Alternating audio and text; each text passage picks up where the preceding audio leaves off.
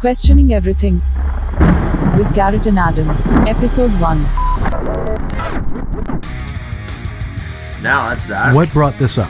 What brought up synchronicity in the first place? Well, I'm going to say... What was that post on Facebook? Pardon me? What was that post on Facebook that you posted? I'm not on Facebook right now. No, but you posted something that actually brought this up, didn't you? I commented on one of your things. You always comment on a lot of things that I say. I like that. I always post stuff, and I'm like, yeah, Adam's gonna have something to say, and I want to know. My Facebook's a bubble, so Whoa! Look at how rad that is. That's a professional Facebook. I'm looking at my own Facebook on a computer for the first time. Oh, really? Well, I mean, not the first time, but in a long time. Wow, that's pretty sick. Okay. What was it? I don't know. Something about... Look at that. I spent too much time on Facebook. That's why I'm off right now. For a month and a half. 45 days. So today, we're going to talk about synchronicity versus chaos. I'm a firm believer that there is a higher sort of power in the universe, a great knowing, and that synchronicities and coincidences sort of happen. Like, I believe I'm here right now. I've been talking a lot about podcasts in the last few months, in the last few weeks, very much so. That boom, they're there. That one. That was that one. Yeah, it's a quote from Albert Einstein. Look deep into nature and you will understand everything better. There are only two ways to live your life. One is as though nothing is a miracle. The other is though everything is. Yeah. So it's a dichotomy of... Is that the right word? Yeah. Yeah, a dichotomy is when something splits in two. Okay, so I have... So here it is. There we go. Right? Here we go. Buckle up. So I have witnessed many synchronicities in my life. And as I was saying, right now, I believe that this is one of them. In the last few weeks, I've had people say, man, you should be doing podcasts. Wow. And I've been having some really great conversations with people that should have been recorded. And I've been sending out podcasts. Boom. I just got offered to do a really cool one. Hopefully we'll see how that turns out. And now I'm here with Adam. So I just feel that sometimes when you put things out into the ether, it comes back. It almost feels like it knows in a weird way. There's some sort of knowing. It can also work in the other way too. Like if you're just a negative, like an asshole consistently and every day, I mean, you're gonna get that in return. But with Adam, he's of the mathematics. No, you can't claim for mine. I can't claim, but no. Well, that's my perspective. That you're very rigid in your beliefs. That it's all like you're very rigid, which is incorrect. Okay, that's my opinion. Yeah. So help me understand.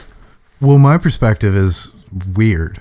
Okay, but I always thought that when I brought, because we were talking about self-development too, books and stuff like that, and you feel that some of that's kind of floofy, and I believe that is. Floofy. There's some, but like if you're seeking self-help, you'll never. I don't like the word self-help though. I like the word self-development, developing oneself. And there are books that are super silly, but there are books which I like myself. I would agree with self-development. Yeah, right. Yeah, and just absolutely. some of that stuff. Not even just self-development, but anything that encourages development, even some group endeavors, right? So you could actually join a group that helps you develop yourself or improve yourself. You could improve yourself individually or in a group setting where you have the perspective and input of other people to help you improve. That or NA or any of those ones, right? Or even say, in my case, Freemasonry. Right. I just joined a group called Rising Wolf, which is neutral men's group for just getting better. And that's great. But so that's cool. We've got a slogan to make a good man better. Right. And so that's what I'm trying to acquire. But what I'm saying is I brought some of these subjects up to you, and you come from a very well-read, strong opinion. And I usually am a naysayer. Yes, exactly. Self-help books. And just even with some of the conversations saying that, like, there is no random, or it's all random. Like, there is no synchronicity. Like, it's not like the universe is listening. And let me say this. So I've portrayed the perspective. Okay, so that's well enough that I've convinced you that that's the way I see things. That's right. Right. So yes, that's what I'm saying. Yeah. which is fine. I mean, and I'm not even I can't even necessarily argue against it, because I think the neutral resting point that I would have is that randomness is probably the reason for whatever incident, right? That's just like the resting position. I wish I had more. So I am definitely going to write down more, like, because I know we'll touch on the subject in the future on here, and I'm going to spend more time like journaling anyway, but also writing it down these times that I have. Well, no, because and that's good. Yeah, do it. But I've had several experiences. In fact, as far as life experience goes, I would lean towards synchronicity and serendipity.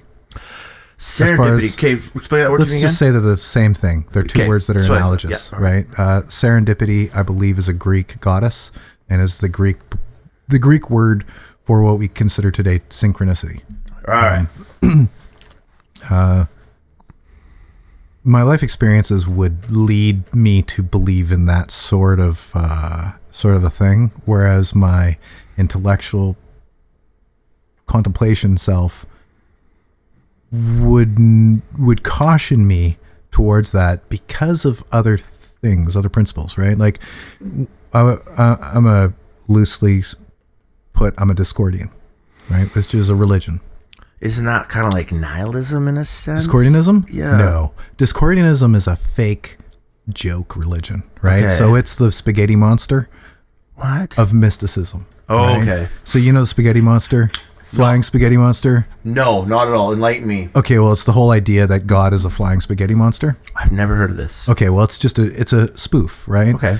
If you're, as far as like just I believe it's like Church of the Universe or something like that, where people formed a church that, you can become a pastor of or whatever like that. Anyway, I'm not entirely familiar. I've heard of this. It's just kind of joke, right? Right. Church of the Spaghetti Monster. Anyway, Discordianism is it a joke disguised as a religion, or is it a religion disguised as a joke? Right.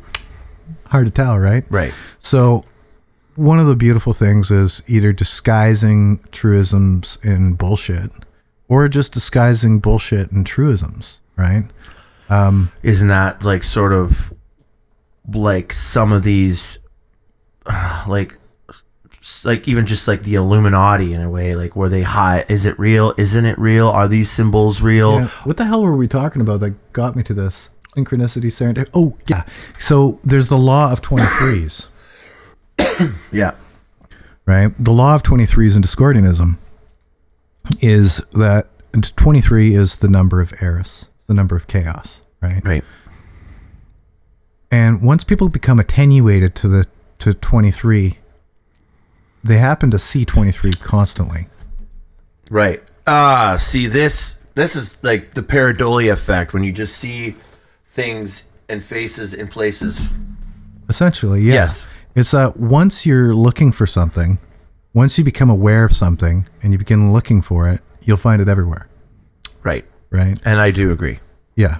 So that's where things like podcasts come in, is you are literally looking to be on podcasts. You're looking to start a podcast. You're thinking about it. You're talking about it to people.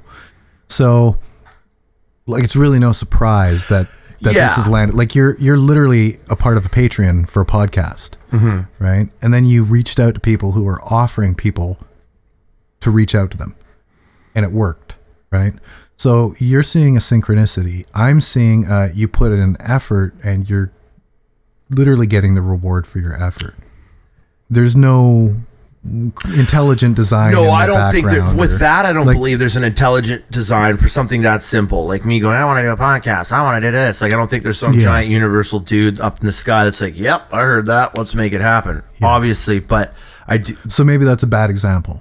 Well, but I do still feel there's I don't know how to explain it. I do feel that there's something to that. The more you put out, it comes back. Obviously, if you know. That's not obvious to me. No, that's not obvious to me.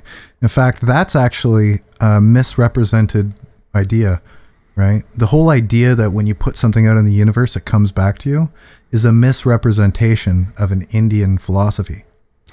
Okay. That's a misrepresented version of karma. What they're really that's a talking word about, that gets thrown around quite a bit. What they're talking about when you're saying things coming back to you, you're talking about elasticity. That's okay. So that is what I'm trying to. Karma is when you do something, it creates a habit to do it. You're programming yourself to create a conditioned response to stimuli. So something happens to you, you respond to it. As a result of that, you condition yourself to respond the same way every time that stimuli occurs. Like if you're emotionally reactive, this leads back into like addictive behaviors too. Right. So that's right. Yeah. So that's karma. Something coming back to you is actually just elasticity. Okay, so let me correct myself here. So the elasticity, because I have used that word many different times. So I don't want to sound like a naive tit here. I don't like the elasticity of your actions. Yeah. Yeah. That is just I'm going to get up and I'm going to go achieve. I'm going to get a lot of no's and I'm going to get yeses. Things will happen. The elasticity, how you interact with this fucking game that we're playing, this video game that we're in, whatever. Mm-hmm. Outside of that concept, do you agree with that? You agree with that? Elasticity? Just essentially just the elasticity of this. Like you said, I'm out there knocking on doors for podcasts. Here we are. I mean, that's not some great all-knowing power. That's more like the elasticity of the universe or this reality that we're in. Or just cause and effect. Like in the podcast thing, I think cause and effect is the only principle. Definitely. Involved. Okay, for sure. But beyond that level, like getting into what we're talking about when we go to an AA meeting, or if we're trying to get in touch with our higher power. Let me give you an example. I have a good one here. Okay. This could be coincidence, okay? But there was a point a while back here. Anyone that knows me knows that I've struggled with addiction, alcohol, and everything. That's a whole other podcast. But there was a point recently after COVID that I went down spiraling again. And I was getting desperate this time. There's a river that I walk. Me and Adam walked this river a few weeks back. There's a river by my house, the Quilton River. So I go there all the time to write music. It's a nice river. It's a beautiful river. Like, it's just insanely beautiful. And I go there, I write music. I listen to a lot of podcasts there. And I've been doing that for years. So one night I was just drinking. I'm just getting desperate. And I prayed. I was in my room by myself, just like, fuck, man, this is just going to keep going. I'm going to wake up tomorrow. I'm going to drink again. Like, how the fuck do I stop this? Like, I got to stop this. And I was reaching out to certain people that are a part of some of these programs. Like, you got to pray. And I'm like, to what? Like, who am I praying to? Rob Halford of Judas Priest prays, and if it's good enough for Rob Halford, then it's got to be good enough for me. Same with Alice Cooper. Anyway, that night I went to the liquor store. I grabbed my last bottle. I went to this spot that I go to at the river, and it was a full moon. It was pitch black in there. So I go to this little spot by the river. I grab my bottle at the liquor store. I go carry on. I end up drinking this bottle, and I leave it, to the last little centimeter in there, and I like a message in the bottle to the universe. And I prayed on my knees. I said, please, please, please stop this. It's got to stop. Whatever this is, great creator, great spirit, whatever. The moon was right there. The water was black, and it was just real spiritual. Like, I was getting in touch with something because I was on my knees and it was hurting, and they were getting wet because, it's fall, right? Mm-hmm. And the river's raging, and I'm by myself in the pitch black, and I'm praying, and I just take my last sip. I leave a little bit in there, like, here it is. Yes, I littered. I never littered, but who cares? This was a thing, man. I was desperate. I don't throw garbage in there, but this was a message in the bottle to fucking God, man. And the next day, I got in touch with someone who said, "Yeah, I got a meeting you can go to, man." And it's just in Poco there, like by your house. So that next day, I woke up and someone had come to I prayed to the moon, I finished my bottle, and I went home and I passed out. And the next day, someone came to my door and woke me up. The neighbor, they never come around they don't come around that much, but they just happened to come over that morning, the morning where I'm going to wake up and head to that beer store because I'm shaking. So they were like, you want to go for a walk? So that was cool and weird. So we went for a walk and I was with them. But my friend and I were talking back and forth via text, and he was saying, yeah, I got a meeting for you, like a place, this is one I'm going to, like. And it's weird because I was like, oh, I don't want to go to this meeting. I have to take a bus and da-da-da-da-da. And it happened. So I Googled it, and the fucking church where this meeting is being held is right where I was, right on that path of that river. Right 5 minutes from my house. Like literally 5 minutes right on that river. I mean, there's churches everywhere. I know, but to me, man, I prayed. I was giving my soul to the universe. Like, please help. And not only was this church just right there, I don't have to take a bus. I just can walk my path that I walk all the time, and boom, there it was. And I've been going to that same place this whole time, and it's just a real chill place to go. I mean, there's a lot of other meetings and stuff and things. That's a whole other conversation. But the point is to me, that's my higher power. Something intervened to me. It just felt that way. It was so weird. There it was, right on my river that I always go to. And that was the first time I ever prayed. And my prayers were freaking answered the next day, man. So, what is that? I mean... Yeah, I don't think anybody on the planet could possibly answer that. Right? That's the type of profound experience that causes people to believe in synchronicity and serendipity, something to that degree. Yeah. Right?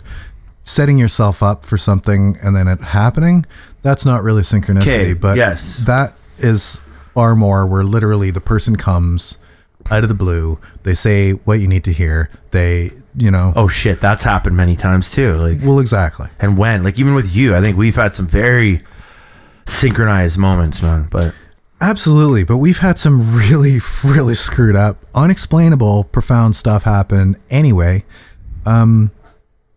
That's part of it, right? The difference between experience and explanation is that experience, there is no explanation sometimes. There's really no explanation sometimes for the experience. But when we're trying to hammer something out, that's why what I asked you on Facebook was essentially, what's the difference, right?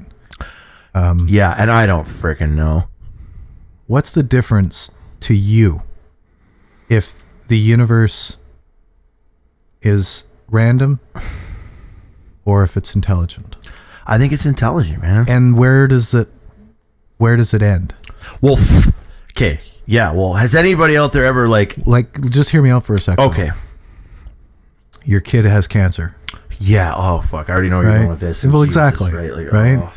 Or now this comes from children, comes from me being a part of garden groups for years and having to watch people. What's garden groups? Garden groups on Facebook and stuff. Gardening. Oh, legit. Okay. Like I grow tomatoes. Legit gardens where we grow stuff and eat it. And sometimes, yeah. And people are like, I prayed this year that I was going to get a bountiful harvest, and the Lord, gave me my bountiful harvest. And so I'd comment and I'd say, hey, can you tell the Lord next time you talk to him to head over to Africa, because those people are fucking starving. Yeah, right. Exactly. I know. And this is it's like a fridge magnet that we have to keep close to be able to remain respectful to the people who are not as privileged as we are. Exactly, and I agree with you 100%. So I'm just going to say that I don't believe for a second that there's any higher power that helped you out there. You're going to say that? I'm going to say that. Okay. I'm going to make that statement that there's no higher power that heard your call and helped you out. Okay. I'm going to make that statement. And I'm confident because if there was, then there's a lot of people who need to be heard. Worse than me. That are worse off than you. 10 times worse. I'm a little white kid. Well, you could have survived, right? Like say it didn't work for you. Right now, what would be the cause? Well, maybe you'd just still be drinking and you'd still be a bit more of a basket case, but you'd be alive, you'd be well, we can't say that because it might have saved you from a car accident, or you can't predict what could have happened in the future if things changed. But suffice to say, there are people in acute circumstances that are far more severe that could use that higher power, and they're not getting it. So I don't believe for a second that that's even part of the I would have to disagree partly to that. Yeah. Just because I have this. But in the disagreeing, and you can disagree all you want, right? There's really no rules. But in the disagreeing, you kind of have to account for it. So absolutely. You have to make some reasonable argument to. Obviously, like I don't have my argument sucks because I don't have a platform to stand on. Obviously, like I can't just be like, no, I've witnessed it.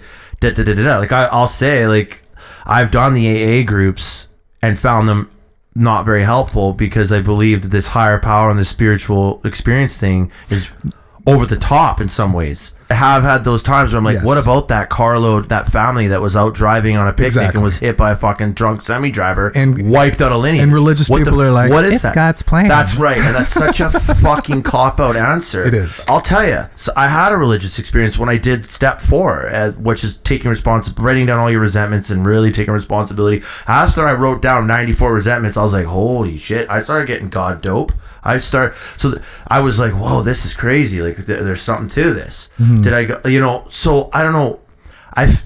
Like Buddha, there's something there. You're linking into some great knowledge when you're meditating and when you're taking accountability and everything. But how do you compare that to someone that's lost their family in a car wreck or dying of horrible cancer? Sorry. That's good. So You don't have to be super close. How do we go from, you know what I mean, just that, okay, How do you reconcile your belief that the higher power did something good for you while it's not doing good things for other people? Yeah, it's crazy because something did happen. I'll fight you to the death on that. Like, you don't have to, because I agree that something I'm fighting happened. to the death with whoever's. I'll fight to the death in general, not with you in particular. It's just a matter of hammering it out. I agree something happened, yes. but it's the higher power, or it's like I said, either we need to define it or we need to remove the definition. And all different religions have the same sort of story, though, as well, don't they? There's No, So absolutely. there's there was something that happened that was something happened that they all took a piece not from. Not necessarily. Some things don't actually have to happen, right? Like they're mostly from solar religions. Who right? made it up?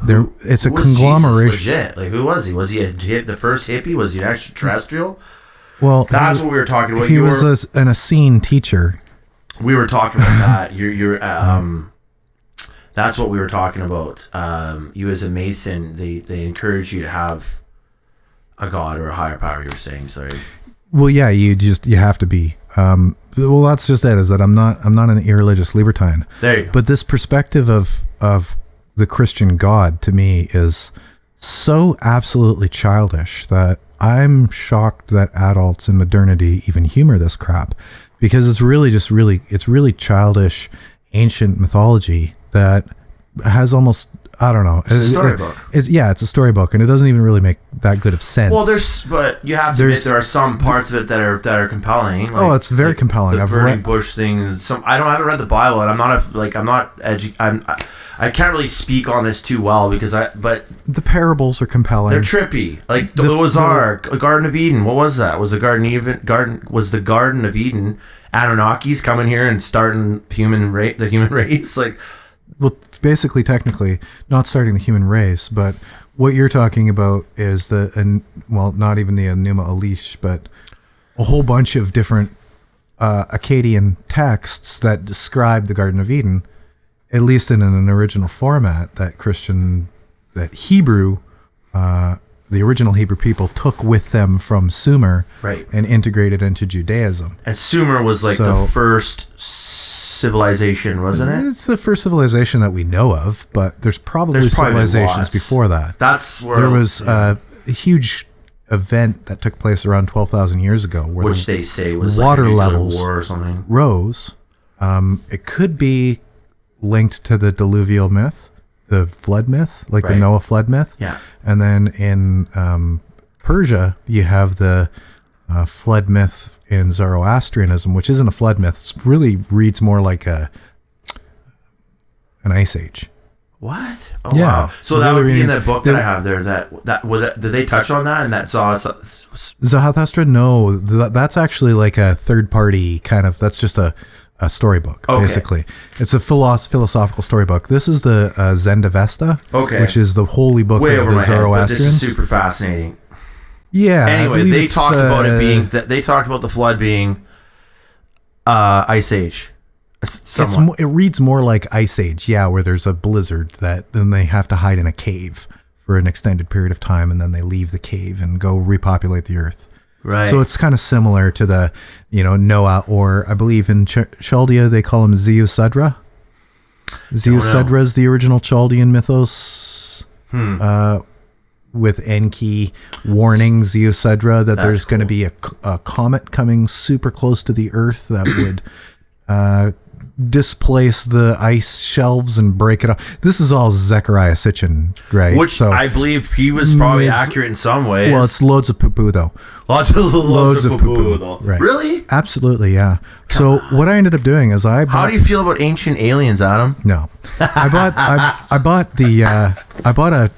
I didn't even buy it. This is back in the library days. No. I borrowed a book from the library that translates cuneiform, and I got a copy. I got 3 copies of the Enuma Elish, which is the origin story, right? And they're all actually considered cosmological texts by archaeologists. The translations are from like 1890 to 1905 or something like that.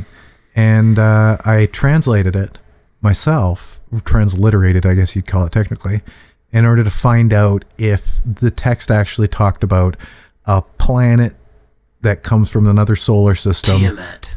That's not it. That's Nibiru actually comes from another solar system. Nibiru. Tiamat X, is what he says Earth's called.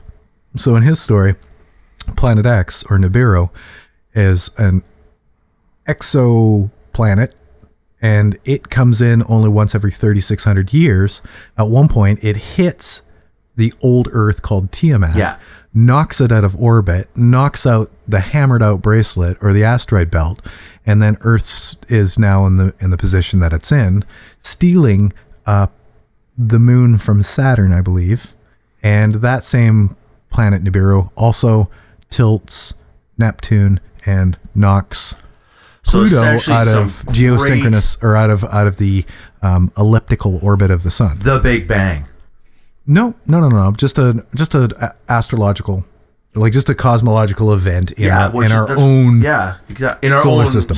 Right? So not a huge Big Bang. Smash! It just whacked like you're breaking like a set of pool balls or something. Just kind of heaving everything off. So anyway, that's interesting to think though that would happen. The word Nibiru does actually show up in the Enuma Elish, which is a super ancient text. Yes, it is an ancient text, but it means invader. It translates to invader. Whoa. Yeah. And then right after that, they actually start calling it Juno, which is the old name of Jupiter.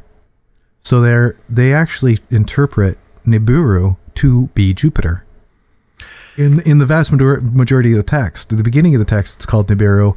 Then it's translated, the same word Nibiru is translated to be Juno.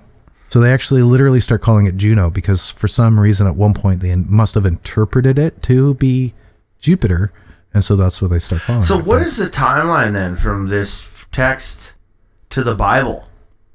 Well, the Bible, what we have from and how do you feel about this theory?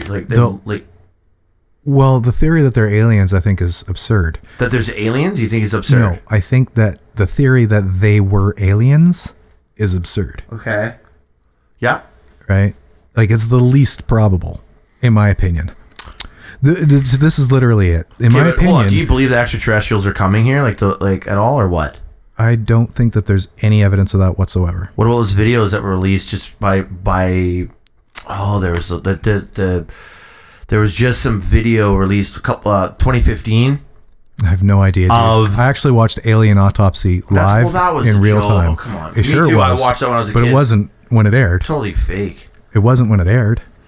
When it aired, it was like, there's people on there saying that if you could fake this, we'll give you a job right now because this would be the best fake ever made. And if you go on Amazon Prime and watch it now, it's like, oh, brutal. Yeah, well, of course, right? But anyway, there was some released footage recently from the Pentagon, 2015, of some fighter jets, U.S. military caught freaking objects, and they're like, basically, man, they're saying, they're in our airspace. It's a slow. Yeah. So really, what you should be asking, if you've got wisdom, is what the hell's going on? Well, there's fucking aliens coming here, man. No. I mean, like, did they invade somebody? Did they bomb somebody recently? Were they, You need to watch the footage. What else? No, what else are they doing that they're trying to distract you with footage of aliens? Well, you could say this, because that's funny you say that, because that's what everyone's saying about this because it's kind of poo-poo, right? It's not, man. It's like, if there was aliens, if there was confirmed evidence of aliens, the Pentagon would never release it. Right? Okay, well, this is the part of Adam that I that's challenging for me, right? Like if you watch the evidence, you brought the video itself. Yes, I have definitely watched. What do the they video. call it? Tic Tac footage. So what do you think it is? I have no idea, dude. But you're saying that I have no idea. I don't have the answers, but I know what I'm not looking for your theory, comfortable man. With and the you're answers saying of. nope, it's a distraction. I'm saying that no, it's not aliens. It's not evidence of aliens. Oh, for sure it is. It's the Tic Tac video footage released in the Pentagon. This is why we got to be filming this stuff. No, anybody can go to Tic Tac video if they want. No, I know, but it's more fun to watch it like while we're that. Yeah. Like these are like undeniable radar systems, man. That these objects are moving quick. No, you're finding an object. I wouldn't deny that, but the whole idea that this object is alien is absurd. Okay, so we don't know that it's alien, but it's definitely intelligently operated. Sure, but it's like we don't have anything like that. Okay, so I'm just saying, idea, personally, dude. I believe that extraterrestrials, the Greys, are abducting people. There's cattle mutilations. There's crop circles. There's a lot of fake. There's a lot of this. There's a lot of that. I believe, and this will actually go back to a theory that I have, that I believe that some people on this planet, when they become spiritually in tune, legit, like really like get there, that they almost show up on a radar to some of these beings or interdimensional beings. Like once a human starts, I don't know, man, I sound crazy, but whatever. I mean, once you start getting to a meditative state and you're just like a super powerful, like total, you've reached ultra bullshit level. I don't know, man. Why do you think it's bullshit? Because it is. Okay, so but you're what? Let's get back to. Okay, let's get back to reality here. No, but let's get back. The thing is that okay. I'm just saying in a way. My problem is that my answer to your synchronicity problem is just as weird as synchronicity. Okay. That's my problem, right? So I'd love to be a rational, mathematical, scientific person. I'd love Which to is be, boring as shit. but I'm not. I'm not. Fair enough. I'm actually really weird. I know you are. That's why we're here. I'm just so weird, and I'm so isolated, and I'm such a weird, by myself person that I go through what other people would take other people years. I can go through in a very short period of time. Like, give an example. Like, just as far as, reading and contemplating things. So, I mean, I've read most religions that are in the world. I couldn't possibly believe in any one of their gods. I couldn't possibly. Okay, I've read every reliable ghost book that I could get my hands on. I couldn't possibly believe in ghosts, right? But what I do believe in is I believe in experience. I believe in phenomena.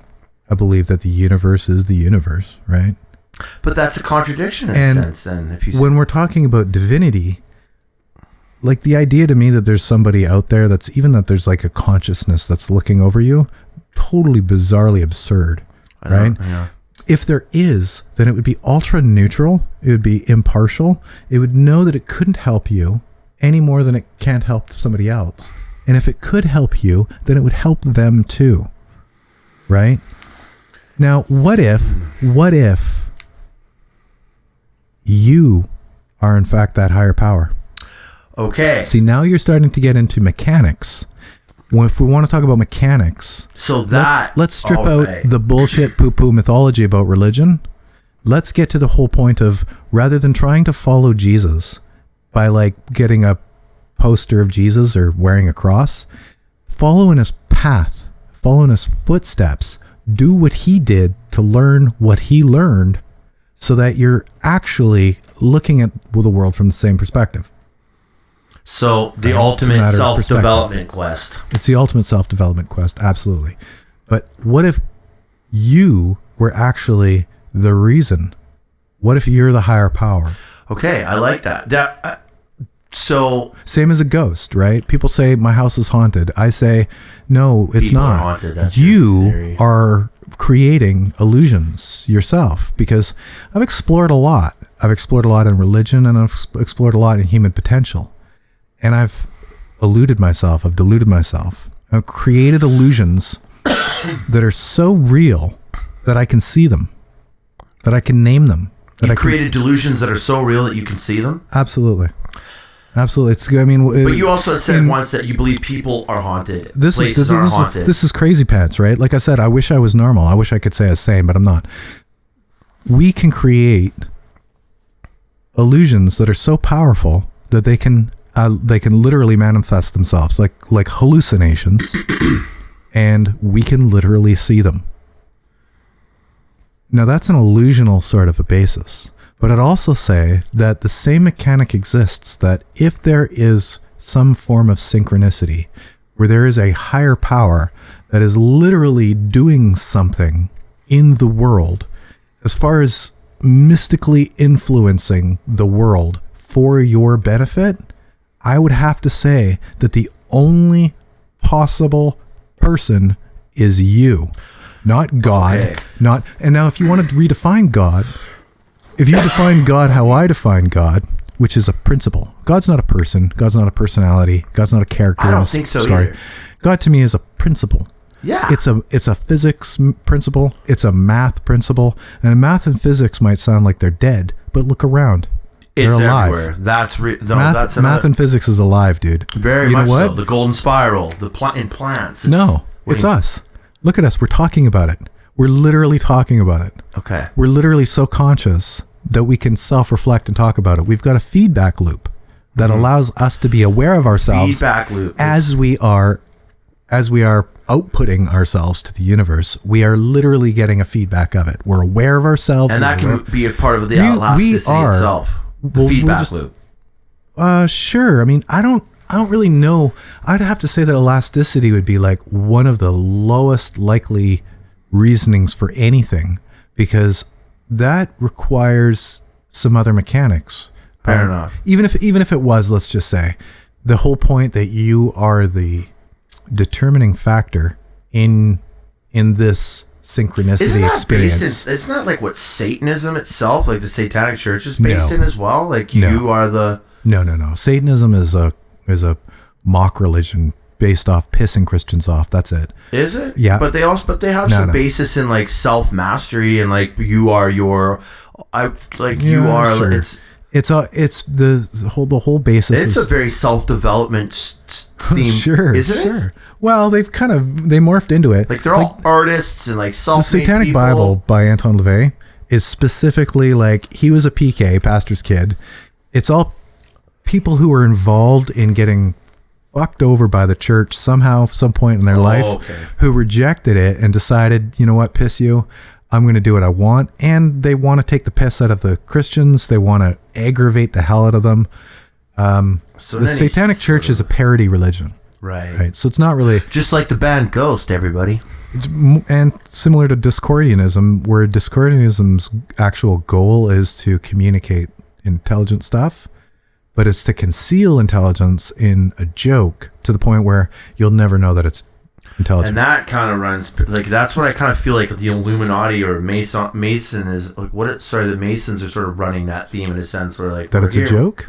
Not a joke, but it's just like... There's like, look here, but don't look. Like there's something here to be learned, but it's not for you. Freemasonry and Christianity and Judaism, they're all perpetrated. They're all kept alive by people who don't understand the meanings behind the symbology for the most part. Mm-hmm.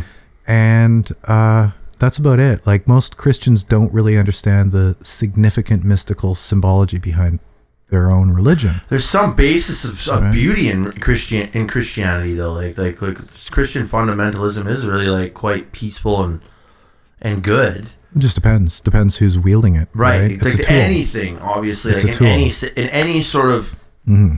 Christianity was much like Judaism and Islam. All three Abrahamic religions were created to control people. Judaism, the least, because... Well, it was, and it's definitely not the least, really.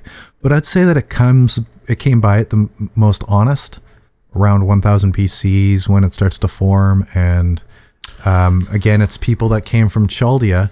So at least as far as I understand it, the people who came from Sumer would have been influenced by the Magi and the religion of the Magi, which was very much more like a living religion, more closely similar to Sufism, where you have Jesus singing and dancing and but they're all expression. Okay, so there you go. And so what you're saying, like, segue back into the higher power thing is like, so you're right. We are the gods. We are the power, and that kind of correlates with what I am saying. Like, if once, like Jesus, you were saying, like, walk the path of Jesus, walk that path of integrity, and that's kind of where I'm trying to.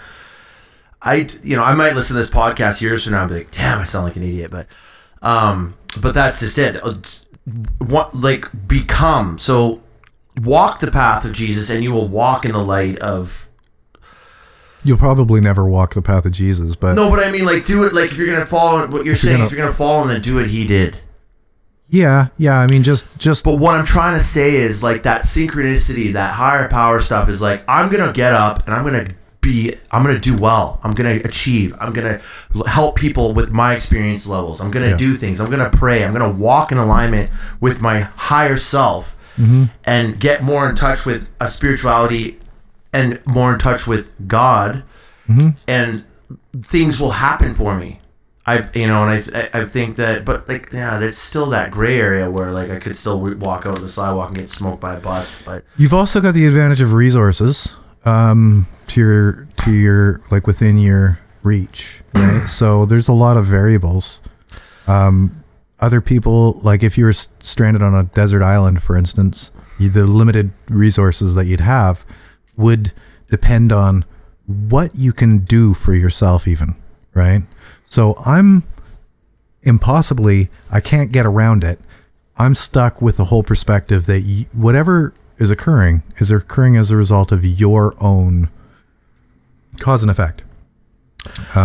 It doesn't have to be mathematical. It doesn't have to be strictly physical. I understand. But what are these? So what are all these religions like? What are they? They're after something. I mean, all these ancient civilizations that have built these megalithic structures. They're all different. All right? of these fucking religions. They're all Ganesh and. They're all different. Jehovah and Jesus and fucking. But there's always a Godhead. There's always a higher. No, that's not true at all. In fact. Okay. There's not always a Godhead. It seems like it though. There's always not. There's like Buddhism. Okay. Buddha is not God. He's a person. Buddha is a person who found enlightenment. The way. The way. That's what I'm talking about. It's a through meditation. It's a formula. And love. It's formulaic and mechanical. It's people. I don't think mechanical's got a bit of a negative connotation to me. I feel like it's more. But it's mechanics. Fractal. Sure, but that's what makes it. What makes a fractal, right? Math. Yeah. Right, and it's the mechanics. It's the functional. It's like when you look inside a cell and you're like, wow, that's weird. But the cell's actually got like little tiny enzymes and proteins, and the proteins sometimes look like an inchworm moving around. Literally, it looks like an inchworm sometimes. Sometimes it has 3 legs and a weird head, and it walks around on the legs, and it swims, and it gives these are proteins, for Christ's sakes. Right. If you looked inside a cell, your macrocosm or your microcosm. Yeah, if you looked inside a cell and looked at some of these proteins, you'd be like, "Holy crap, that's like it literally." And that's what we are essentially. They're not. They're not life. They're not even living. They're just proteins. Yeah, dude. It's just proteins. It's like a virus. Viruses aren't technically alive because they don't have enough DNA to replicate until they get into you, and then they're a parasite, so then they can replicate once they're in you. But there's so many things that aren't alive that have the appearance of life, and they are mechanical, but it's not mechanics like dead matter mechanics. It's mechanics like principle, like the formula that makes this happen. One of the best things, if anybody's ever, and I've mentioned it to you before, you probably forgot, but Cellular Automata is one of the best things to look at. Stephen Wolfram wrote a book on it, and he has a video on it, and it's basically from chaos to complexity. Okay. And it's like from simplicity to complexity, and it's how these cellular automata have these rules, right? So they're just basically, think of like a pixel or a cell, and the rule is move up 1 and to the right. Okay. But if there's already 1 block there, then move up 1 more and go to the right. Right. And so these simple rules end up creating these vast fractal patterns, and there's almost always repetition. Yeah. And then once you have repetition, you have a closed circle, and it's no longer It's no longer a fractal number, right? Like but that doesn't leave any room for consciousness in that. That's just literally. well, consciousness is a chemical thing. Consciousness is not mystical. Consciousness is chemical. How though? We know because you can take away brain chemistry, and you'll literally lose your consciousness. You can give somebody a lobotomy, and they'll lose consciousness. No, how do you know that? They're still there. They could just be trapped in their mind. Like if you take away a piece of their brain, they seem out of it, but they're in there going, "Fuck." They could very well be. Well, I think but so. They appear to be a vegetable state. But what you're implying there is just literal mechanics at a very micro level. Yeah, It just goes, doot, right? But Yeah. there's no room there for conscious decision. You're saying it just happens. That's how the universe is based in that theory. Yes. Is that right? Yes. Which is scary. Yeah, but the difference between that and consciousness is just a complexity. All consciousness is that with a greater level of complexity so that it feeds back. So I'm saying there's a sort of a spiritual, I'm saying there's a basic structure. Yeah. Move up, move left. If there's left's taken, go up one more. Mechanics. But there's some. Those are the principalities and powers that create fractals, that create the Fibonacci sequence, that create Microphones, all cars, of the cell things. phones, everything. Well, it's just these principles, right? Like why is the universe the way it is? Well, fuck. What's even space contained within? Like, if you really want to, like, what the hell? Where is it? Where does it end? But like, even if you consider the universe to be some type of completely random, dead, unconscious machine, God, then what created it? There's right? Like, there's oh my principles. God, that is a trip. There's like mathematical principles That's a bad trip. that equate to the reason that the bosons concentrate the quarks, and that creates the matter, and that creates the gravity, and that creates the, there's these original principles, right? So again, those are the mechanics. Whether or not it's conscious or it's unconscious, well, I think that's almost alleviated. Like, as far as rationalism is concerned, the idea that there's consciousness in the universe, there has to be, dude. is almost not even a debate, right?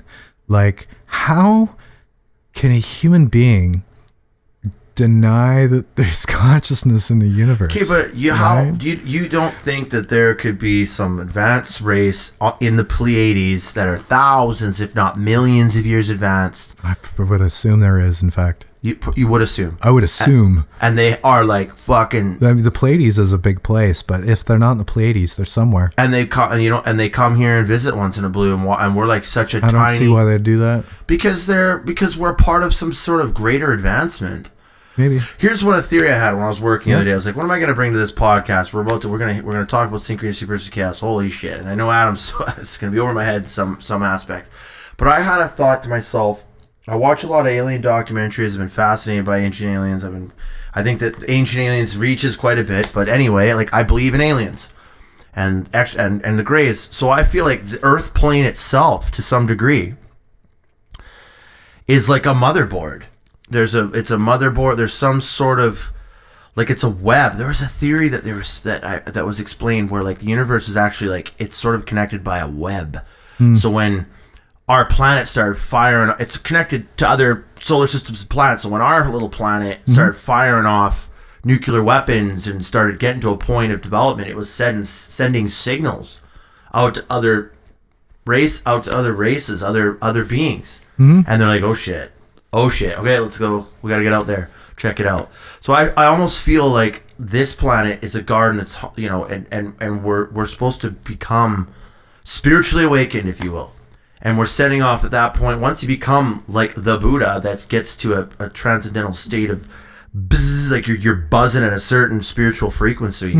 Then you're off. You're out. You're done. We're off to the next fucking planet or something or whatever it is. Like, I think think about that. Technology's only been around for 100 years, 130, 150 years. It's a blink in the vast.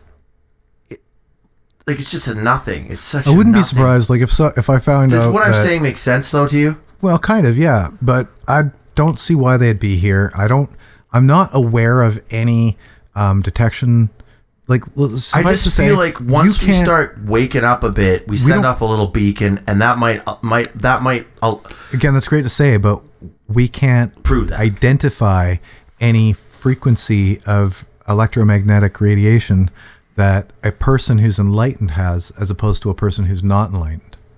Well, I don't know. I mean, you can ask me questions and probably determine it that way. It's so beyond what I'm saying too. Like if there was a trillion photography, hundreds and hundreds of years from now, when we've stopped burning fossil fuels, started actually eating a plant-based diet and killing these animals, and we actually evolved as a species together as one consciousness, and in a couple hundred to a few thousand years here on Earth, we are starting to move into something real cool.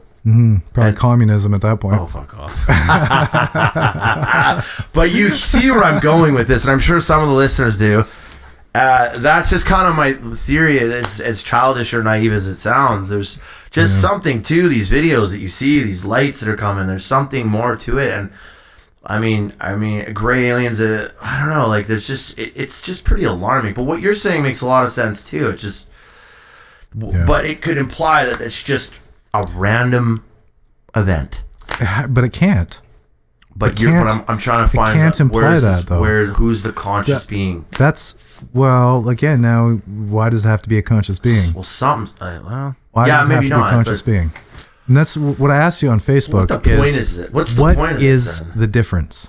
What's the difference? Like I said, if you think the universe is aware or it's not aware, right? So basically, I think what we're talking about is one universe.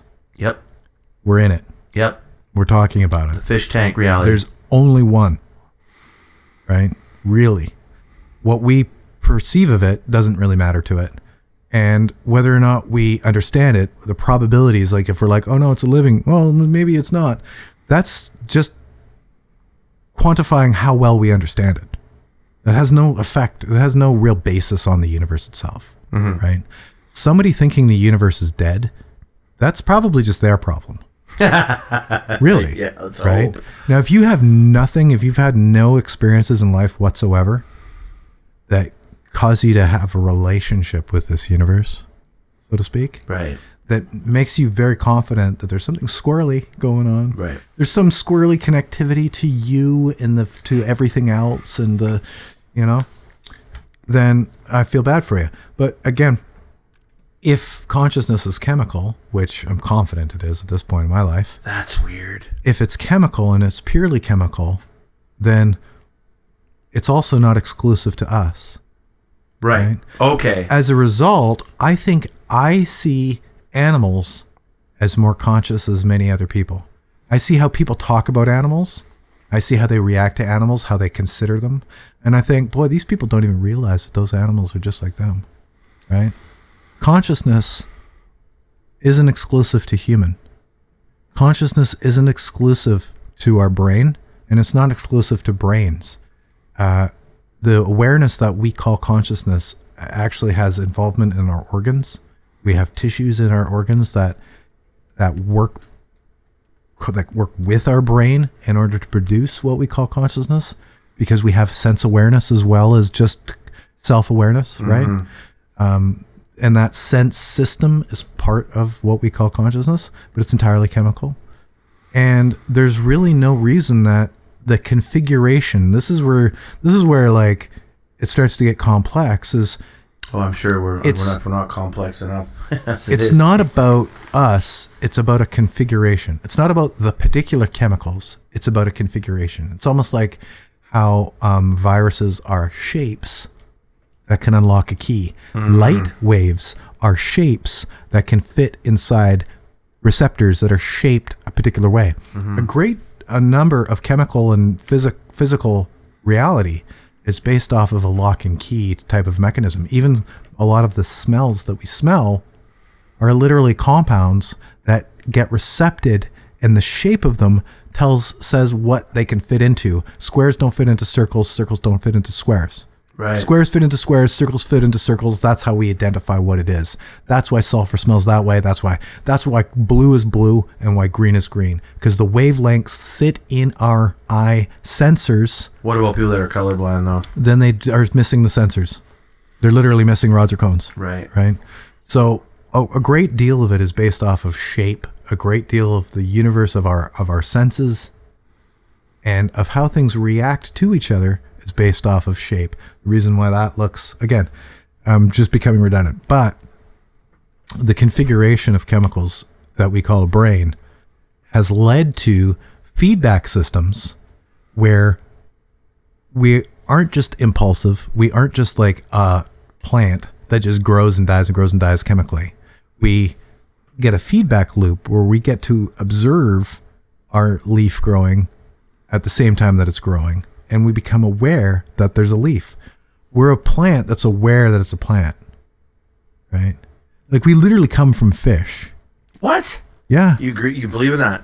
What do you mean believe in Darwin? it? You don't have to believe. Okay, let's just take belief out. This is going to be a completely different podcast, but belief is the biggest intellectual cancer of humanity. As long as you believe stuff, you're going to be screwed by it. Belief will always stab you in the back. That's getting into the everything is probabilistic. Is this another? So belief, that's gonna be a whole other podcast. Belief versus probabilism. You might want to write that down. Well, it's like literally one of the stories of my life because I had to remap my entire brain towards probabilistic. Just remember it, rather than belief. Well, I'll watch whatever. I'll watch this podcast, then I'll remember. How long has this been going? Almost 2 hours. Wow. Well, an hour and a half. Is that with the other one included? Or did you stop? Yeah, it's with the other one included, so it's been about an hour. Anyway, it's one thing to believe it, but I don't believe what I'm saying at all. I'm just saying that this happens to be the most probable explanation, right? So to sum that's it where up, just one more thing. That's where if you look at a star system, if you look at like the Orion Nebula, or not the Orion, the Eagle Nebula, the star creators, Horseshoe Nebula. Sorry, what is that? What it's called? The one that stars are birthed in. Orion's belt. No. What? It's the nebulas. Someone's screaming at us right now. You idiot! Oh, Taurus. No, am I ridiculous? What? It's the Horsehead Nebula. It's this place that stars are created. Yeah, that's a super famous shape. I would have. Yeah, I know. Yeah. So it's these. Those are cool. These are nebula. Nebula are like weird places that stars are born, right? That's trippy shit right there. If you're looking at that, like. Yeah, and okay, again. Anyway, you get into the idea that if the brain is chemical and consciousness is chemistry, then why would it be limited to humanity? Literally, is there incidents? So we're in agreement then. Of course we are. Okay, so that's a weird disagree, right? Well, I'm coming from, like, my theory is a little, like, you're obviously way more well-read in this, and I'm going from intuition and, like, fucking burn some sage and fucking let's fucking watch some alien documentaries. And that's okay, too, but... So you're saying, of course, there's consciousness out there. Of course, and why? What does it look like, though? That's what I want to know. Like, is it a fucking little gray alien manning a little ship coming here to fucking abduct people? Maybe. I mean, that's Maybe why guests would be great. I'd love to have some. Yeah. I mean, some of the old natives, like some of the, like even out Skinwalker Ranch, the local natives are like the Skinwalker, like they're like these are elders. They're like, yeah, star people. Like, how were you to argue with them? These these elders talk about star gods coming and star people coming, and I'm just trying to figure out what that is. Like, okay, forget about the ancient alien theory and all that silly shit, but you're saying right now that there is evidence, and it's no, there's not evidence. What I'm saying, it's just reasonable to believe that there's intelligence out there. It's logical that if our brains are conscious, our brains and systems are conscious because of particular chemical systems. Okay. Because of chemical mechanics, you're coming from a very science-based both functions, right? Because a lot of our functions are as well autonomic. We are autonomic organisms, which is another great topic. Right? You don't blink, you don't breathe, you don't produce insulin, you don't do any of that consciously. Your body does everything, exactly, right? we are a fraction of ourselves. The person who calls, that's why I refer to myself sometimes as the person who calls himself Adam, because there's a difference between me as an organism and me you as a consciousness. a person who calls himself Adam, because the person who calls himself Adam likes to think that he's the driver. The person who calls himself Adam is actually the backseat driver most of the time. And you're saying this fucking meat suit's in charge? Yes, the meat suit's in charge. The responses that have been conditioned, the responses that have been learned, the autonomic, robotic reactions to shit is literally the vast majority of all of us. That's interesting there too. There's another whole podcast topic there as well. It's just that what you're saying is a total hack on recovering from addiction, recovering from your habit, your life, your diet. Like that, what you're saying is a total hack into completely changing your life as well for the better if you're in a place where you're not exercising or eating properly, or perhaps everything. Almost everyone autonomically gets up. What's that? Almost all of us. Like, we're all struggling. Let's just say so that. like, but there's 1%ers that tell themselves, I'm going to go out and achieve, and they become millionaires and everything, or the guys that go to the gym, or these life coaches and all these different people that are successful. Like, they understand that autonomic system. I don't think they do. Well, they have to. Nope. Maybe they're not aware of it as well as you might be, but I'm saying they've tapped into it unconsciously then to be up at 5. That's all. Well, that's a whole other podcast. Or that's just how they've been programmed. Well, exactly. Luckily, maybe they had the right influences. But that's the thing. You research different things than I do, like you all clearly. So, but I will not disagree that there's some of them that have had the glean of wisdom that have led them to change their life, make their life the way that they would want to be. Right, but you're talking about I think that most of them have somehow fallen into good habits, maybe because they didn't have the influences of bad habits, or well, no, some of these people have like had horrible habits. Like, from what I've heard, you are like damn, what's the word I'm looking for? You're just solidifying. Like, as I leave here, I'm gonna be like, when I get up tomorrow morning and I need to go to the gym, I need to drink that water. What we've talked about just here is with these autonomic systems. Are reaffirming, like, all right, like that's what's necessary to. But once you do that like 5 times, it becomes autonomic. Right. Okay. That's the beauty. Volition is the most difficult, and like when you're on the cusp of, say, addiction, having to use the volition. Volition's a terrible thing. Volition. Just what's the meaning of volition? Okay, let's define it then. Volition is that moment when you of your own volition. So it's a decision.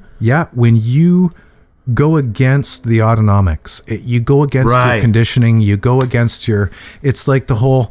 Let's just say maybe somebody pushed you when you were a kid and you punched them back. And then you're at the bar and somebody pushes you, and just your instinct at that point is to punch them because that's the last thing you did last time somebody pushed you. But you're like, Garrett, we don't punch people because we're better than that. And you're like halfway through the swing and you're like, God damn it, I just don't want to do it because I'm a better person than that. And you stop yourself.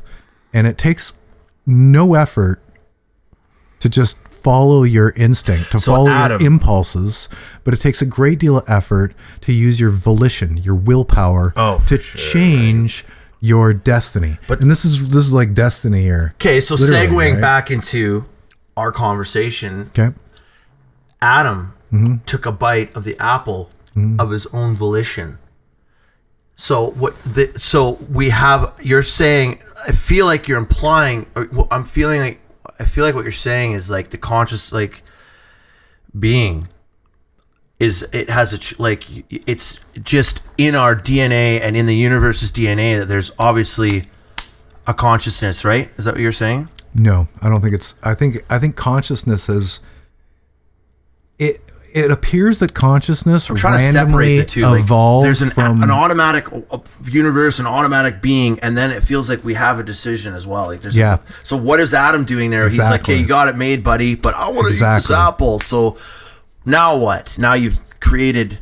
So it feels like the universe has given us an opportunity to make our own decisions, but it's based in some sort of mechanical, autonomic. Absolutely. right? Absolutely. So absolutely. So okay, Yeah. we're here. We're on the same Yeah, page. yeah. Volition is the weirdest thing in the entire universe. Let's just clarify that right now. Okay. So water is the coolest molecule. Because Right? you can talk to it. No. You cannot Apparently I was talk. No. talking. Someone at work was saying Because if you it's- talk because to it's water, it weird. changes shape when you freeze it. Yeah, that's hippie nonsense. That's Mitsuro Yakamuzu or whatever his name is. No. Yeah. No. It's what were we saying? Well, we're meeting in the middle for sure. Volition. Volition. Volition is the strangest thing. Absolutely the strangest thing, because the entire universe has no volition, right? Right. At least it appears so. The universe it is appears hostile. The universe is. What was that lyric? By Tool. The universe is hostile, so impersonal. Devour to survive. So it is. So it's always been. Yeah, beautiful. Yeah. Oh yeah. It So really, that's great. Like the entire universe is predictable. It's mathematically predictable. It's things reacting to other things. It's really. And what does Bill Hicks say today? Today, a young man on acid realized that all matter is merely energy condensed into a slow vibration. That we are all one consciousness experiencing itself subjectively. There is no such thing as death. Life is only a dream, and we are an imagination of ourselves. So essentially, Here's Tom with the weather. Here's Tom. But so we are the universe experiencing itself. Literally, yeah. Now that. So what's the fucking point? Yeah, right. Eh? Well, that's just it. Is that the answer's already here? We just have to find the question. Volition is the most interesting thing because we live in a dead universe. Everybody around us is almost entirely dead, right? Consciousness is like this weird emergent thing. Consciousness is an emergent phenomenon from biology. Biology is an emergent phenomenon from biology is an emergent phenomenon chemistry. From history, from like, so they're from trying. chemistry. Someone right? figured it out. What do you mean figured it out? Well, I mean, No. tapped At into one point, there was just rock, yeah. and then rock formed RNA, and then RNA formed DNA, and then DNA formed sludge, and from sludge to sponge, and from So sponge there's your to Darwin, fish, which and came from fish theory. I don't know, man. really. Okay. Let's just say this: even in the alien theory, from I'm not a full blown ancient aliens, but even the Zechariah psycho, Sitchin, like chariots of the gods theories, just believe in it. even in those theories, and I'm not attributing Zechariah to chariots of the gods. I just can't remember that author's name. That Eric von Daniken. That's it. Even in those theories, we still evolved from fish, right? Zechariah Sitchin thinks that aliens came here from Nibiru, and they genetically modified a version of the Homo erectus with their so then own. why didn't we evolve with the apes? Why didn't they evolve with us? Right. What are you talking about? Apes and Homo erectus divided way before aliens ever would have. I'm out of my gone. league here, people. Sorry, Yeah. let Adam talk. No. Yeah. Homo erectus is like about 40,000 years they went extinct. Right. 40,000 years ago, maybe 60, depending on who you ask. Because again, that's weird thing is different universities have different dates for these things. When I was compiling my list of every single hominid bone fragment ever found and where they were found and when they are attributed to, I ended up discovering that. Bigfoot came from was that Gigantopithecus? Black E. Yeah. Gigantopithecus Black E. But still not, like that's not a human, right? And it lived before even the earliest 10 feet humans, tall, which is like Pananthropus and Anthropithecus. Yes, guy, I have a podcast with a guy way smarter than me, so I'm learning too. Thing is, in the entire universe, volition is so absolutely rare, and the only thing that we've ever experienced something that have volition that we could really call volition is us, right? Maybe higher animals, but I mean, we come from invertebrates. Lower invertebrates like fish, say we were fish like 80 million years ago or something like that, or our common ancestor with whales was 60 million years ago.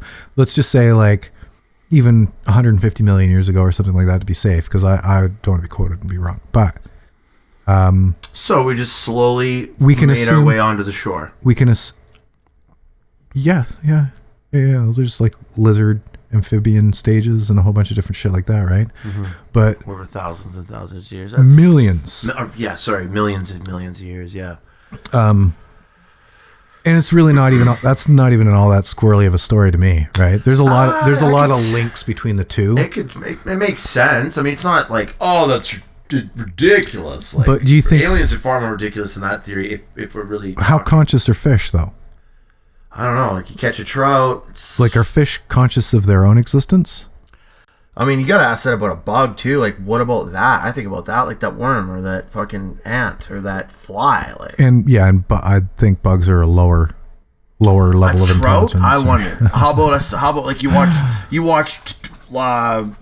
Sometimes I watch that show Tuna. I catch tuna on Discovery Channel. These fish are massive, and they look pretty scared when they're getting caught.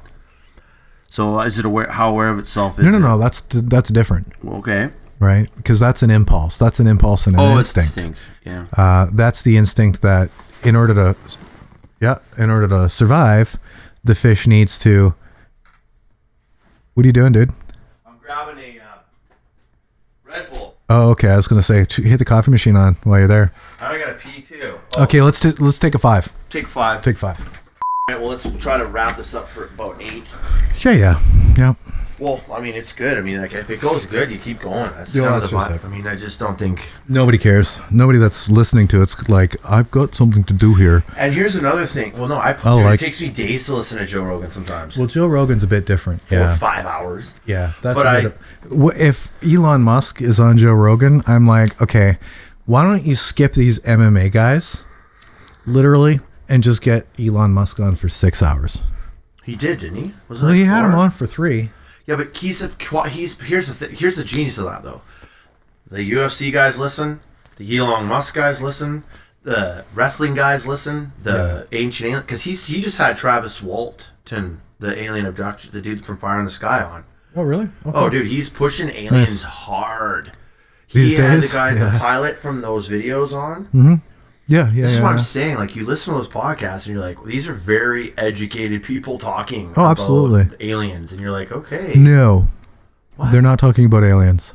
Well, they're framing their discussion that it's about aliens. They're talking about a phenomenon that they observed. Fair enough. And that machinery or instrumentation corroborated. Okay, so we need to have a UFO talk. Okay, I'll start thinking about subjects. One of them's going to be UFO. Sure. I mean, and hand me stuff. Some fun stuff. Hand me stuff if I need to brush up. Like I'm totally familiar with Bob Lazar and his story. There's another one. Again, I don't think Bob Lazar ever saw an alien. He fucking did. He I have been extremely thorough in reading and watching whatever Bob Lazar puts out. What do you think it was? I think that it was a complete scam, that he was actually, they scammed him into believing that there was aliens so that he would leak it, because I think that there was probably, I'd guess, say 5 to 7 people that were brought into, hold on. I think there was 5 to 7 people that were brought into the Area 51 bullshit. I think that they were chosen because they were the most easily influenced and most easy to manipulate, and also the most like radical legit, right? Where they're legit, but they're radical, but they're legit, but they're radical. I think the entire point was to influence other people. In this case, I'd guess probably the USSR. And I think that they made every attempt to have him leak that he's working on alien spaceships in Area 51. That's a pretty cool theory. So they set him up for his wife to cheat on him. He ended up losing him and his wife. This is a cool story, right? Because they used to send those like coded informations things back to each other. They would create their own coding in order for them to Joe Rogan? Yeah, of course. In order to decipher it. And I've seen his videos. Did you see the thing on Netflix? Yeah, of course. Dude, I've been watching Bob Lazar since he was on CBC in 1990s. Oh, wow. Like early 90s. So you think he was duped? I think he was duped, but I think the whole goal, it was just a big mind F, and I think the whole goal was that they knew he would squeal. Right. And they wanted him to squeal. They showed him things that they said were alien spacecraft that were like dug out of Mesopotamia and shit. They had like rock on them still. So they staged this bullshit. I don't know. They took this guy who's super smart, but also semi-disconnected He's from... not dumb, though. I think he could tell. I said he's super smart, but he's also disconnected from like mainstream enough that he's not going to shill for them. Yeah, but he's talking about this he was talking about what's that crazy Yeah, I know. what was it? He's talking about an engine that when he looked at it, it was entirely sealed. Anti-gravity, but he's also talking about the chemical he's got. What the hell was that? There's some It's like antimony or something. Element something strange as hell. You'd have to look Element it up. 115. Look it up for a sec. We need to go back to our other case. So No. This is getting too deep into Lazar though. But what I'm saying is that I've been as thorough as I can be about Lazar. You can argue what you will, but it appears to me that he was used to manipulate somebody else. That he is an authoritative person enough, but he is also enough of a radical that they knew that he wasn't going to shill for them. That they set him up to see what they claimed to be alien spaceships. And then they ruined his life. And as a result of that, he went out on the limb and contacted a reporter to tell them all the things that he saw, which is exactly what they wanted him to do. Because he told a reporter, he exposed the secret that the U.S. government has all of the spaceships that have ever fell to the earth. Because he says they have 7.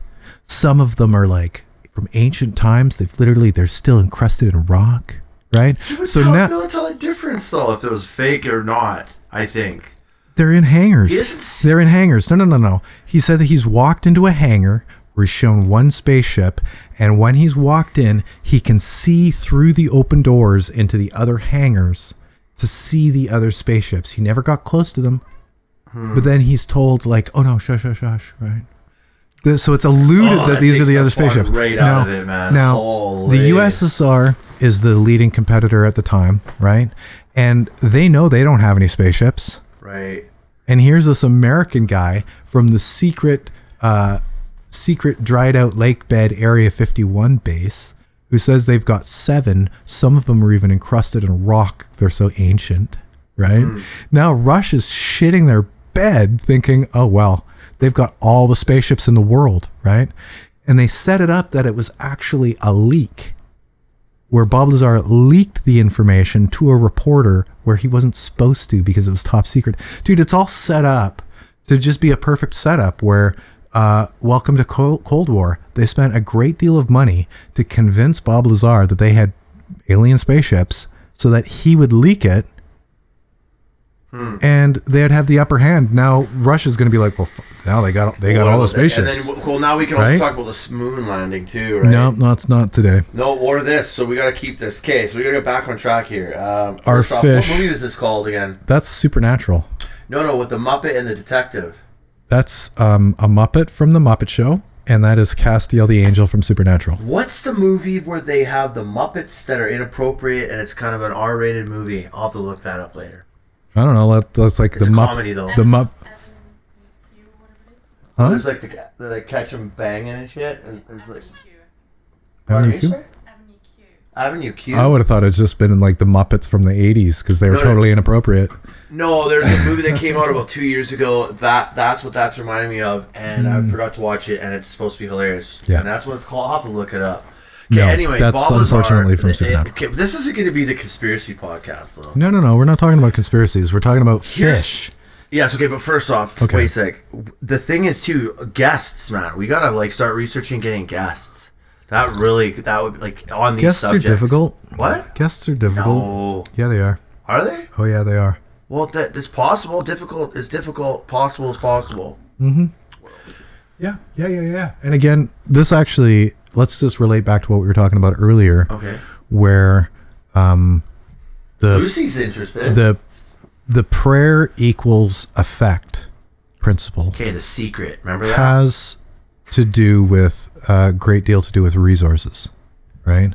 So again, the fact that you live near a place that can provide assistance to you, the fact that you have a neighbor that is able to provide assistance to you, all that sort of stuff, those are resources that were you in somebody else's shoes, they wouldn't get. So that's one of the things is, why doesn't the universe help everybody?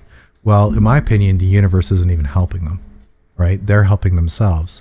But even if there was a universe helping them, if there was a God, say, helping them, can he help them, she help them, if there's no resources?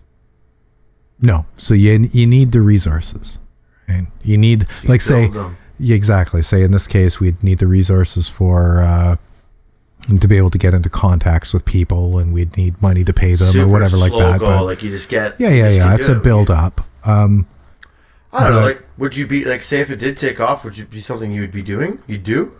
Of course. Why wouldn't I? Okay. Like, I think that I can already tell the chemistry here is really interesting. Sure, we have good things to talk about. My problem in life is that I don't have anything. I don't have any questions, right? My questions are so weird and they're so obscure. And I'm just Mr. like, hey. And you question everything, right? Fuck yeah, I do. No, I did question everything. And then you came to a conclusion. But unfortunately, it was a long time ago, right? Yeah. My thing is that I'm out of questions. Right? So that's a good thing. I'm not. It's not that I'm full of answers or anything like that. No, we have theory. Yeah. The answer, I think, is in front of us, right? Just talking and debating. Like, I mean, we could talk about books too. There's so many things we could talk about, and there's just a lot here. Just because you're very smart, and I'm just kind of quirky and. Yeah. No, I'm curious. I've satisfied a lot of curiosities. But I'd love to have a third. Smart people are people who can know stuff. To get a good guest. If we had like 10 shows and then we just both went in and like bought a guest. Yeah. What all that dead space where we're making coffee? Oh no, that's all edited out. Or maybe put some music in it. Once you get into that rabbit hole of editing, I'm sure you'll be like, that's gotta go. Probably. Okay, let's get my own podcast is heavily edited. My own podcast. You have your own podcast? Yeah, the Politica Show. Oh fuck! How many people listen to that? Millions. Fuck off! Really? No, like the 9,000 people that hate you. Literally nobody. I have no idea.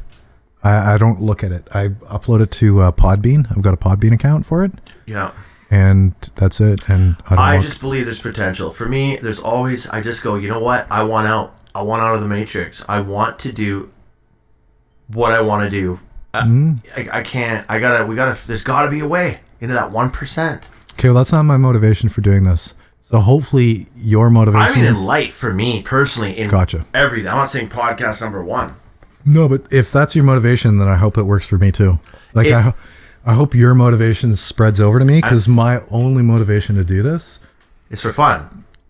Nope. Is just because I think that words have to be said, and... that's it. I think that there's a value for somebody to hear some words at some point in their life, and this is up.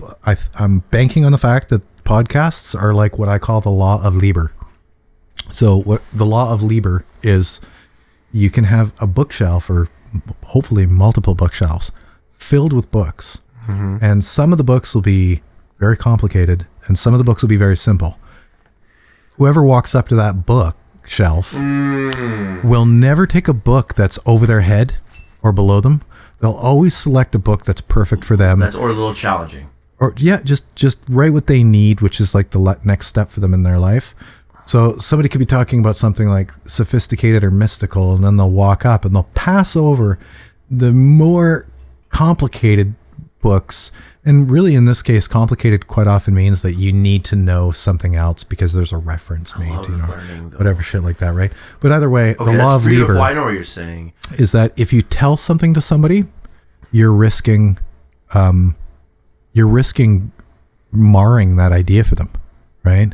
Depending on how you come across and depending on their mood, some ideas are so valuable to people, and I think that they're so valuable to communicate, that communicating them from mouth to ear, either A, the fact that it came from me might turn them off, the fact of how I said it might turn them off, the fact of, like, whatever it is, it might actually literally rub them the wrong way, in which case they might actually be opposed or not as receptive to that idea in the future.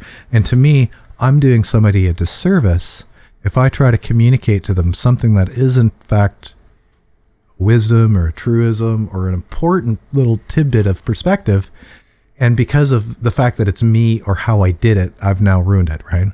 So that's where talking about stuff is quite often not cool. Volition. That's my, well, no, it's just my perspective on it. We're talking about stuff isn't cool because you can turn people off of ideas that way. Whereas if you show them a bookshelf and they themselves walk up to it, they're not likely to grab a book that's going to bother them or going to be like something that will in the future cause them to reject that idea, or whatever it is. It will work for them. So that's, to me, the law of Lieber. You don't have to tell people stuff. You have to give them the opportunity to find the information for themselves, and then when they do, they're receptive to it, and it's good. Now with podcasts, what I'm hoping is that the same sort of law applies. It totally does. It's absolutely. It's so accurate. That's a great analogy, dude. Anybody who will benefit from listening to this podcast will listen to it, and anybody who won't benefit from it won't. They'll just simply skip it because it's not interesting. And then we could say anything that we want without the threat of overstepping any ground or saying things wrong or even just misrepresenting ideas and that having a negative result, right? Because personally, guerrilla radio. I would rather say nothing than turn somebody off of a particular good idea simply because I'm associated to it, right? Which I could imagine happening, because as much as I like ideas and I'm fairly balanced and reasonable as far as ideas go, the rest of me is a complete disaster, right? Like literally, I'm grumpy, I'm insulting, I'm arrogant. I remember the day I hung out with you, and you were like, "I don't like that person. I don't like that. This book sucks. You should read this." It's like, I don't know. Yeah, well, I come across but it makes you question. I'm like, yeah, what? I come across as an extremely negative, extremely arrogant, and I'm so PMA. short-tempered. Gotta be PMA, dude. Positive mental attitude. Yeah. Positive mental attitude. Yeah. No, and I can appreciate it, but I don't appreciate positivity the same. I appreciate objectivity. Well, you just don't want that shining naivety of everything's cool, man. Like that's just it. Well, so PMA is not like that. Like the real true PMA is like, okay, I got fired from my job today. Like I'm not gonna go down a pit of despair, but what can I learn from that? And how can I make a better decision next time? How can I take ownership? Whereas I'm like, I just lost my job today. What should I drink? Yes, and that's defeatism. What should I find? I'm gonna help change that. What should I find and destroy? So your motivations to this podcast that's great. That's a good analogy. I just say, wouldn't it be nice to do something you're passionate about for a living and make a healthy, bit of profit? Like I'm not saying millions of dollars, whatever, but just wouldn't it be cool to pay the bills doing something you love? Yeah, no, absolutely. No, that'd be great. So, and yeah, just if it ever took off, I'd take you with me 100%. Or you would, I don't know, like, of course, whatever. I'll edit the Keeping It Real podcast for you. Okay. There you go. No, keeping it heavy. Keeping it heavy. There you go. Which is like, this is the Keeping It Heavy podcast, where we talk about heavy subjects, heavy weights, and heavy metal. Today's guest is Adam Williams. No, I'm not going to be a guest on that one. I'll be like, yeah, I don't lift weights and metal. No, not really. Metals, yeah, it'd be more about it would be more about like heavy topics, like what we're discussing, like just mental health and plant-based healing modalities, and then we'd like to lift weights because they're healthy for us. Yeah, what? Plant-based? You're fully plant-based now, eh? No, I'm talking about doing ayahuasca to heal trauma. Oh, okay. I would like to move into a plant-based diet. Yeah, that's my next move. With, like, I'm going to eat meat, but just not from... I'm working on it, man. I'm trying to figure it out. Can I go... Should I go to the grocery store and buy the chicken and the steak and all that stuff there? Not after watching Dominion. Oh, holy cow. Would I like to move into like an 70% plant-based diet to reverse a lot of the damage that I've done and just get my meat that's been humanely raised and stuff? Yeah, like for sure. I just want to be a better... I just want to be I'm a human becoming. No, it's yeah. If you aren't, then you're missing out, because that's what everybody is. And I just think that as an addict and as a person that suffers from mental illness, that like if you've watched enough documentaries or follow Rich Roll or any Joe Rogan or any of those or Did Rogan leave his carnivore diet? Do you know? Because last I heard, he was on a carnivore diet. I have no idea. I think he's a meat eater. He's just a alpha meat eating, hunting, fucking whatever. I can't imagine the carnivore diet would be very good for What's you. that carnivore? No, it can't. You no, literally eating eat too meat. much meat is bad, dude. It's not good at all. I really believe a 70-30%. 70% like superfoods, super veggies versus your 30% meat intake, because it's just too much. It just leaves your blood dirty. You just don't digest it properly. Do you? I disagree. There's okay. Well, there's another podcast. Well, yeah. I don't have a lot. This is what I'm saying. Like, I'm gonna have to really up my game here to be on a podcast discussing these subjects, because I'm like, Well, I don't think there's anything wrong with a plant-based diet at all. I don't think it matters that much. It matters as far as there's obviously protein. You can get protein from other places, though, apparently. Yeah, and as long as you eat eggplant, then you're supplanting yourself the amino acid that is a protein precursor. That's the only other thing missing, except for like B12. But again, you take your B12 vitamins. Yeah. And you're supplements alongside a plant-based diet, but there's certain things you don't get from not eating meat, right? Well, you're set. There's the eating just depends, right? Because you slice up everything a little bit differently, and rather than looking at everything as meat and not meat, you could say look at everything as processed or not processed. Yeah, and totally. Like there's this one principle that's problematic with diet, and that is that you're cool. It's that if you improve your diet, doesn't matter how you do it, you could go vegan, you could go carnivore, you could go however it is you do it. It doesn't matter. Literally. If you change it, chances are you're going to improve your health, because you're going to do things like instantly you're going to cut out soda. You're going to cut out... Soda's like poison. Absolutely. You're going to cut out processed foods. More you're poison. Boxed and canned and all that sort of stuff, prepackaged. And by doing so, whether or not you eat carnivore or paleo or keto or vegan or vegetarian. It's all so confusing, man.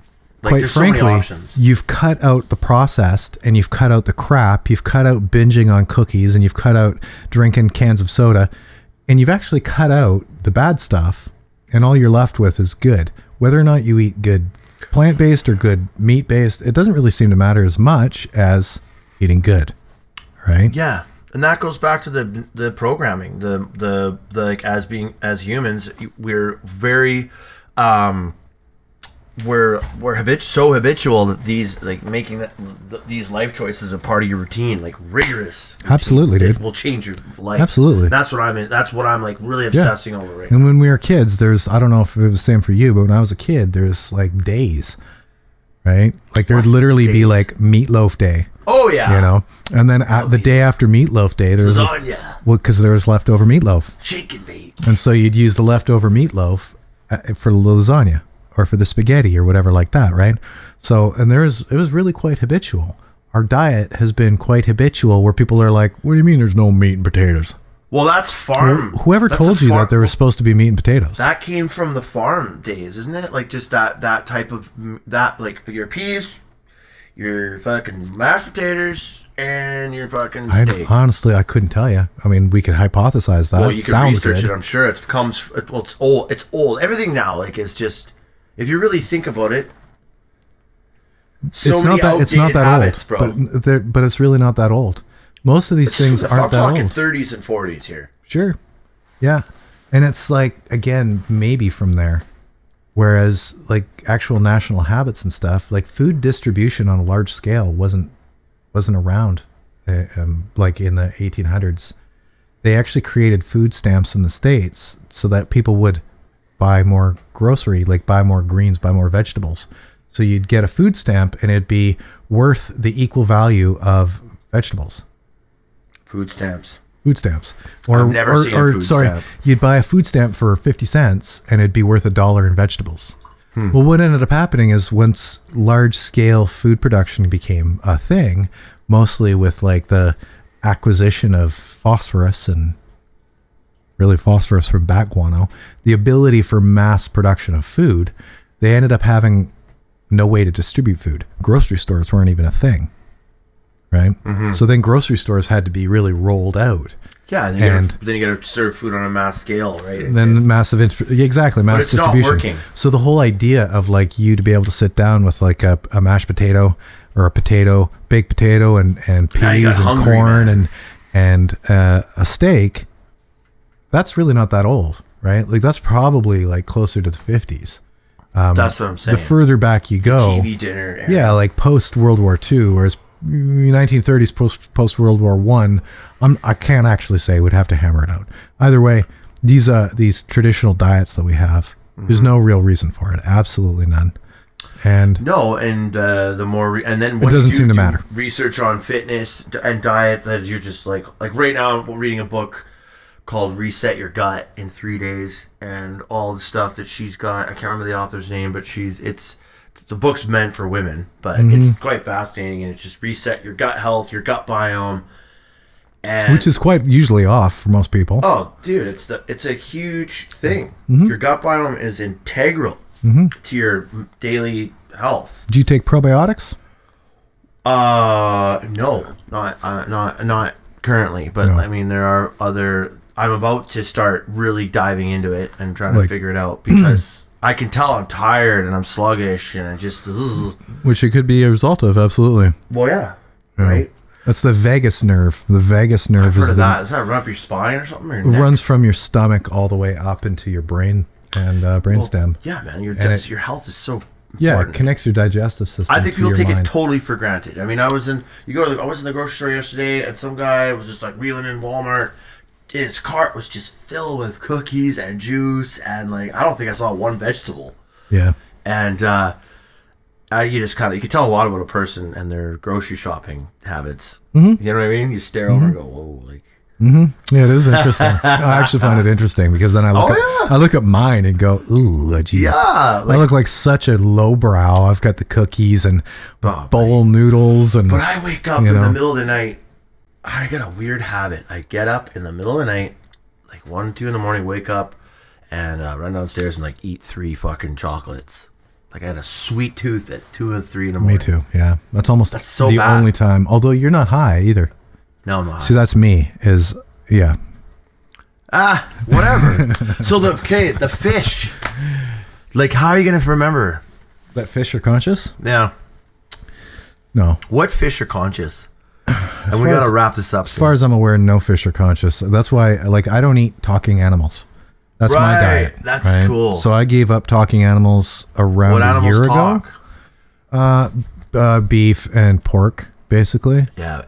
So I'd include. Really cool. They're yeah. I follow a lot of vegan stuff on. I'm not just on Instagram, and a lot of these hippie people like just cuddling and loving cows. They're fucking adorable cows. They are. They're so cute. Like, we throw them in these pens, they're covered in shit, and they're all fucking fighting for they look so unhappy. And you mean cows or pigs? Sorry. Well, both cows and pigs are cute. Yeah. I actually find cows to be a bit cuter because they kind of are way cuter. Like I said, so I follow this thing. I think pigs are smarter, though. They're intelligent. Yeah, they're pretty intelligent. But my point is, like I'd say pigs are about as intelligent as we are, or in the zone. Which is weird. It's not really, because we're animals as well. We've just evolved a different method of talking.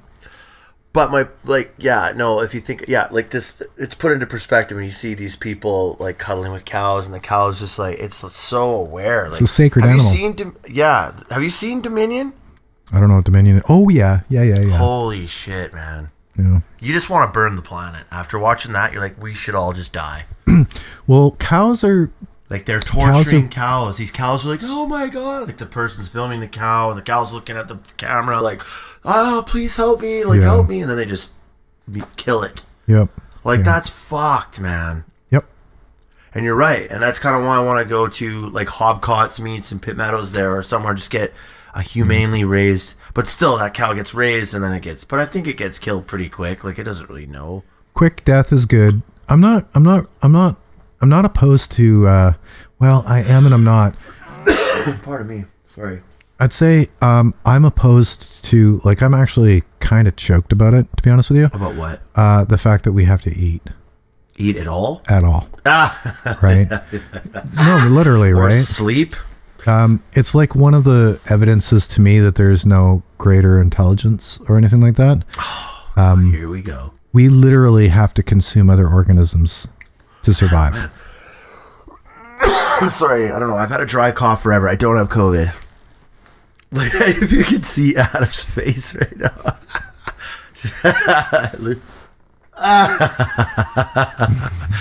I don't do well with viruses. I have had the same dry cough for so long. It's, I don't know. Anyway. Talking doesn't help either. Honestly, I'm surprised I'm not choking right now myself. Okay, so you're, shit, what were you just saying? Oh, dude. What were we Animals. Oh, you're saying the fact that we have to eat animals or anything The at fact all that we have shows to that there's eat. not a higher intention. No, Well, it no, shows it's that we're on a just, lower level. I'm sure gray aliens don't eat. I don't agree with that at all. All organisms eat. They probably take some sort of fluid. From what? Some planet juicy, gooey, fucking mucusy, like plant. algae shit. They land their fucking UFO So that's just down. it, right? So either algae Suck it up or with a straw. fungi It's algae. or Gray aliens eat algae. Okay. You heard it here first. Yep. But that doesn't help, right? Like the fact that we have to eat another living organism just to survive is really It's absurd. kind of weird. It's very barbaric. It is very. But it's not barbaric as in it can be civilized. It's barbaric as in it's part of the actual fabric of life. It's archaic. Is that the word? In order for a quasar to be a quasar, it has to consume solar systems. What's a quasar? It's a giant mass that consumes solar systems. Black hole? No. But it's a gigantic, I mean, it's big. They're quite often bigger than black holes. Quasars are just these giant sometimes galaxy eating. That's fucking gigantic nuts. Gravity pits. Eating vegetables, like vegetables grow back really quick. So do animals. Yeah, but animals. Again, so I don't know. Do now you think we're supposed to be eating meat as humans? supposed to be. Like, hasn't there been some studies proving that our digestive tract Yeah. is only meant to digest plants? No, that's totally factually incorrect. What? Our digestive tract is omnivore. So it's shorter than our jaws are it's shorter than a strictly vegetarian, and it's longer than a strictly carnivore. So then it's somewhere in the middle, like omnivore. I said, man. 70-30. So we're eating fish out there on the plains. Out there in the plains. Yeah. Out there. In the plains of Saskatchewan with all the fish. out there on the shores of the rivers. No, we're like, even like some of the earliest viruses that are zoonotical have been from our earliest ancestors eating the flesh of like chimps without cooking it. Gross. See now, so you just say that, my brain's like, no. And then acquiring a virus from eating that meat. You're not supposed right? to. Yeah, you're supposed to. Well, that's what they're saying COVID's from, right? Isn't it? No. Eating bats. Well, sure, yeah. I don't think you're supposed to be eating monkey meat, man. No, you really shouldn't be eating monkey meat. That's like any simian you shouldn't be eating at all. Yeah, because you can get and you shouldn't be eating brain for sure, and you definitely shouldn't be eating simian brain, which they do. But that's monkey brains. I think that's the just prion disease. Soup. I think it's a prion disease is from eating simian brain. Sorry, word simian. Like monkey. So it's like primate. Okay, for sure, I get it. Yeah. And its brains are a delicacy. Yeah, I think isn't the monkey alive when they're eating it? I don't know, man. That's faces of death bullshit right there, where they beat the head and they're supposed to like beat it and then cut it. There's another podcast, ladies and gentlemen. Should we people, modern civilized people, be watching other people die? Sorry, I just inhaled my own saliva. That's really... Anyway. The question, though, I suppose as fish goes, and even to kind of close this out, is intelligence versus randomness, and where does intelligence start? Where does it become complicated? You know, is like, what is a fish really so intelligent that we don't need to worry about eating it? What fish, though, do you believe is self-aware? None. Hold on. Octopus. Octopus isn't a fish. Well, Octopus is a mollusk, which is a different thing than God, you're vertebrate. so smart. I feel so dumb when I talk Vertebrates have a spine they've got to you. a It's division. gelatinous, is what you're saying. Invertebrates are dimorphous or dichotomous, where they have two parts of them, a left and a right hemisphere. Octopuses have 8. 8. Right? Yeah. So once you get into like octopuses and starfish, stuff like that, they're actually a completely different branch of life that are not vertebrates like we are. Right? I hear the word vertebrae there. From fish Any relation? Yeah, absolutely. Okay. Spine. So a structure. Yep, from Skeletal. fish on, that's us. We're part of the fish family tree. Because fish are vertebrates because they have spines. They have spines, and they have a left and right That's hemisphere of the trippy. I brain, and just they have a learned left and something right right part of their body. I just right? had an epiphany. Whereas starfish are some of those fish are gelatinous. Starfish they're like are not vertebrates. And they don't have not, any bones. They don't have, it's not Cartilage, maybe. It's not about necessarily having bones, because I know what you mean. they could, like arthropods as well, aren't vertebrates. They're not vertebrates. What do you do here? Do you just research everything all the time, forever? No, it's just my life, dude. It's interesting. It's But crazy. no, I mean, it's like the You're difference. like an encyclopedia of all kinds of Octopuses are crazy not shit. part of our, we're not part of the octopus life. So hold on. Then you're saying that we evolved out of salmon. From fish, yeah. Fish So to which lizards so to... which salmon are self-aware? I don't think any are. That's why I'm okay with eating them. But that's just it, is that Sorry. we'd have to look at fish. I think that the answer to understanding consciousness is basically it's going to be a step up from stupid, right? So our base resting point is stupid, and we have to learn. Is to actually analyze the systems of I don't think we're stupid. life We're just forms. ignorant. Ignorant is the word. Sure. Analyze life forms all the way up to us and find out what chemistry they've got that is actually literally giving them because most of the brain tissue is there to serve as functions for the body, right? Again, for the autonomic organism, or the unconscious or unself-aware organism.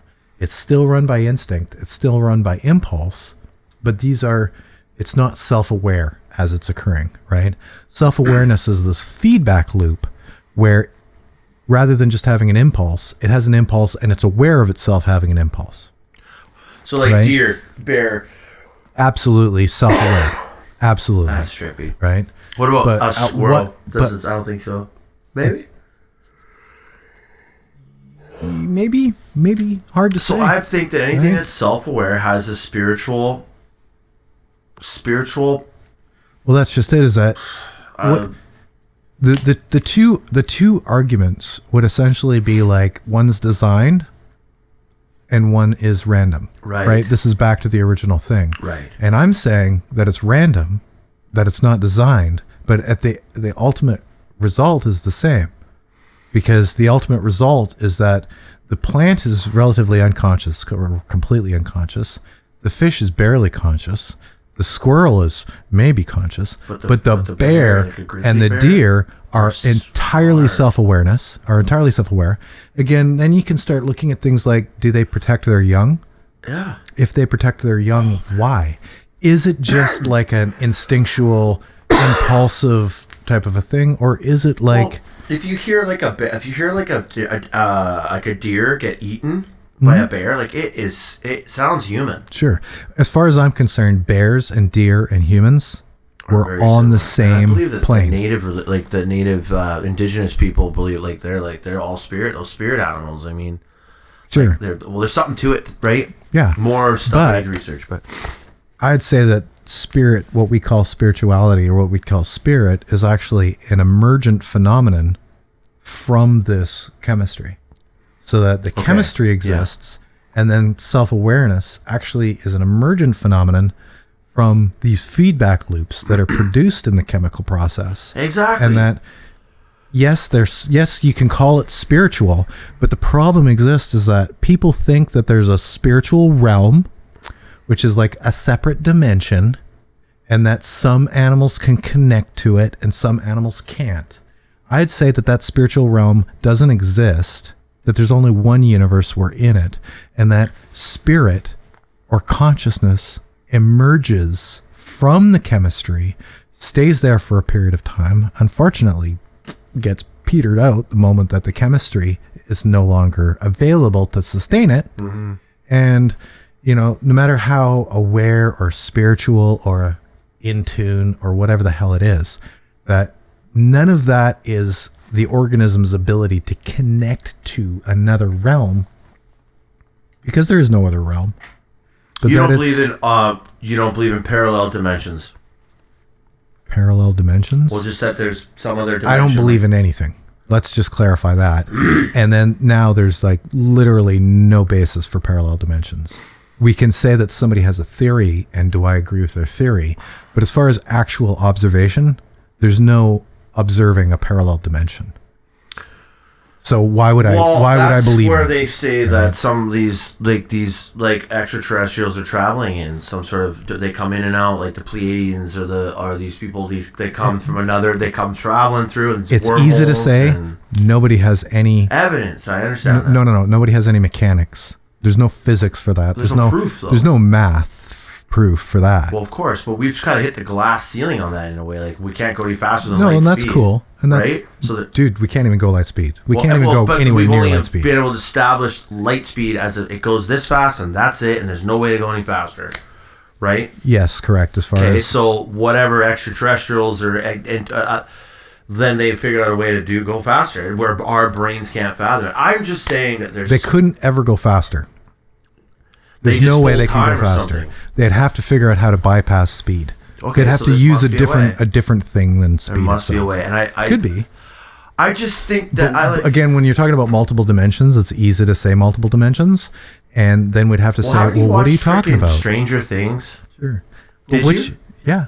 It's a great series. Well, which multiple dimensions are we talking about?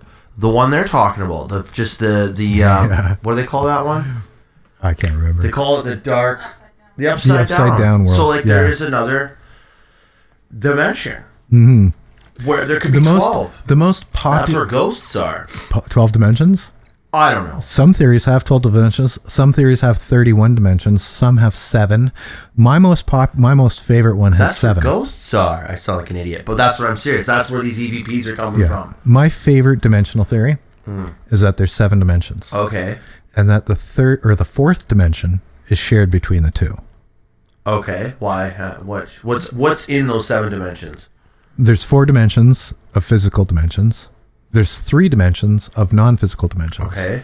Time, the 4th dimension, which is a really dumb idea, but let's go with it. Time, the 4th dimension, is the only thing that connects the two. So the spiritual dimension at this point has 4 dimensions, meaning 3 spatial dimensions in time. And the physical one has 3 spatial dimensions in time. Right? So this is just the mirror universe theory. But this is the actual description of the mechanics behind the mirror. Like the ether realm or the astral plane. Yeah. Or whatever stuff like that. Like, does astral traveling is possible? But apparently, if you, I don't know. The imagination is a wonderful thing. Then we can imagine ourselves into a reality where we do this for a living. Then, buds. Yeah, right. I'm serious. Sure. I'm one of the only people who's actually literally that I know. You're very as a matter of fact, that has experienced astral projection. So then why do you deny it? Well, because the mechanics of what was occurring. What? You're high on acid. No, appeared some way to me at the time, and because I didn't understand any of the other mechanics surrounding it, I was assuming that I was taking some form of form that was multiple dimension, the astral plane dimension. And again, when you don't understand anything, any argument sounds great, right? That's the less you know about a particular subject, the easier it is to convince you just by making out some argument that sounds good. And that's what I've definitely come to terms with you and all these, that you do have some understanding beyond. Well, you have way more understanding than I do about it. Like, you've seen some sort of veil. You've unveiled something that I don't quite understand. So it's easy for you to dismiss some of the things that Ignorance is Absolutely. bliss. Where wisdom is folly. But yeah, it is literally, it's easy to imagine that anything's possible if you don't know what is actually available But to you I've as far as also probable. seen, like, I've watched hundreds of hours of ghost adventure shows and this and that, and 90% of it's like, oh wow. But there's that 5% that's like, what the fuck? That if I sat the with real you interesting and watched it all with you, you'd be like, okay, that's weird.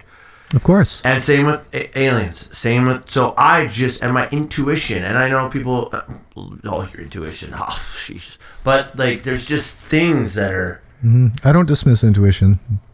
well, my intuition tells me that there's fucking ghosts, man. There's demons, whatever. There's something going on there where there's a dark energy in another dimension of reality running parallel with this that, you know, I can't articulate it as well as you.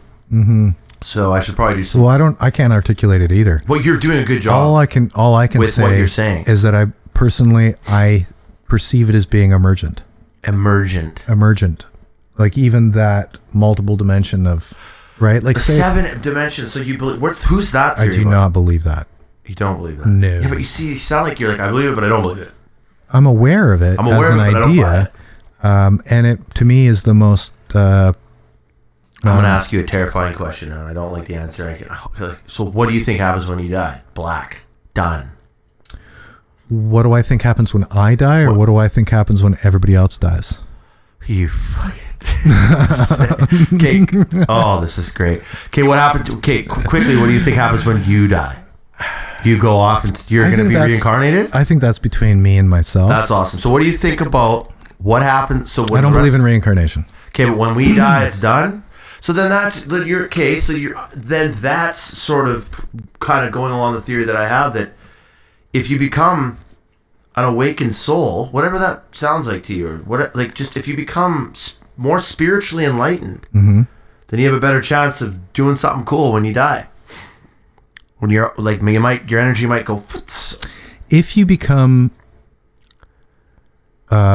developed enough, Yes.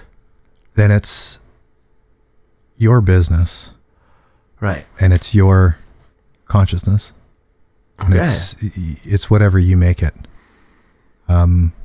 If you have the resources. Again, I don't think everybody can simply believe themselves into a state of reincarnation or something like that. In fact, having the resources is so important that you can take somebody like myself, who might have potential to be more than they are, because of the resource issue, right? Resource issue. Well, If I die and things don't go well, or they don't go as planned, it's literally a resource issue, where there's a time in my life that I had a lot more resources, and I'm living partially vicariously through that time of my life now. So I remember what it's like to be a person with resources. what resources? Exactly. Books? No. Google? No. Juice. Let's call it juice. What? Life force juice. Is that what we're saying? Juice. Call it juice or juju. Yeah. Mojo. It factor. I know what you mean. Like, So like there was a time in my life when I had force. so much juice that if I was to get hit by a bus at that time of my life, that whatever is out there had better prepare itself for me.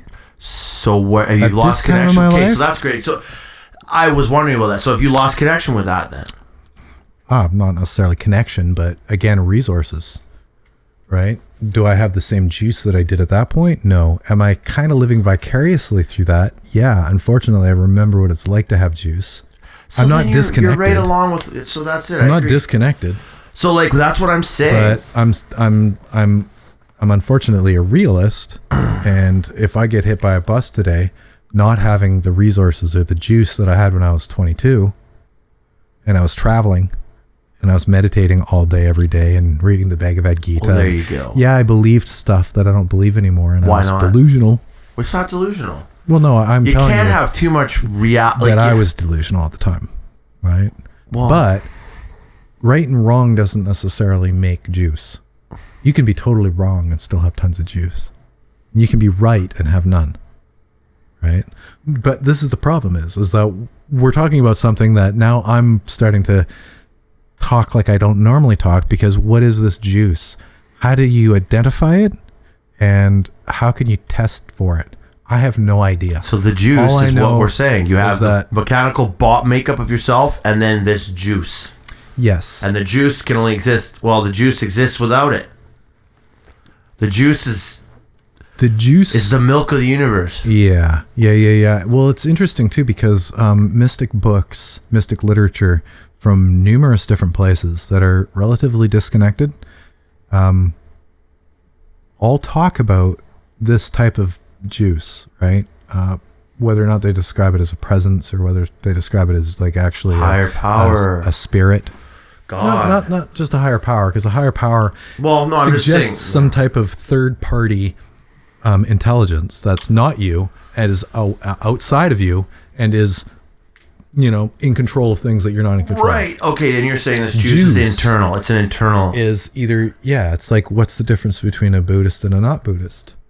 What's the difference between a person who's enlightened and who's not enlightened? Well, maybe their thoughts and their behavior, but like if you were to put two people beside each other, how would you ever detect it, right? Well, as soon as one of them would start talking, you'd be able to detect it as soon as they start talking. I'm just saying, if they weren't talking, you wouldn't, right? Yet at the same time, we have all these analogies, religious or mystical analogies of being imbued with light, or having light, or becoming enlightened, but literally having like a presence, like. You're baptized in spirit before you're baptized in water, and being baptized in water is an allegory of being baptized in spirit, right? So you get people to get baptized in spirit to bring them through this allegorical process, because the goal is actually to get baptized in spirit. And then again, now they've got juice, they've got this Holy Spirit, and we've met people, or we've experienced people that have more juice than less juice. Right? In fact, I can say to almost anybody, juice, and if they're like mystically inclined, they get what I'm saying. Right? So we can't hammer this down. We can't hammer this down as an electromagnetic frequency. Right. I can't say that you can detect it by Kirlian photography. Well, there you go. But it seems to be there. It appears to be there. That's that knowing, the great knowing, that's what I'm talking. That's sort of what I'm trying to tap into here with my basic understanding of it. Like, there's just something, the intuition, the gnosis, again, going from fish. Fish don't have juice, at least in my opinion. Right, they don't have exactly. Juice. So when you pull that fish up, it's just because it's it's just a bunch like, I'm done. Yeah, it's a bunch of impulses.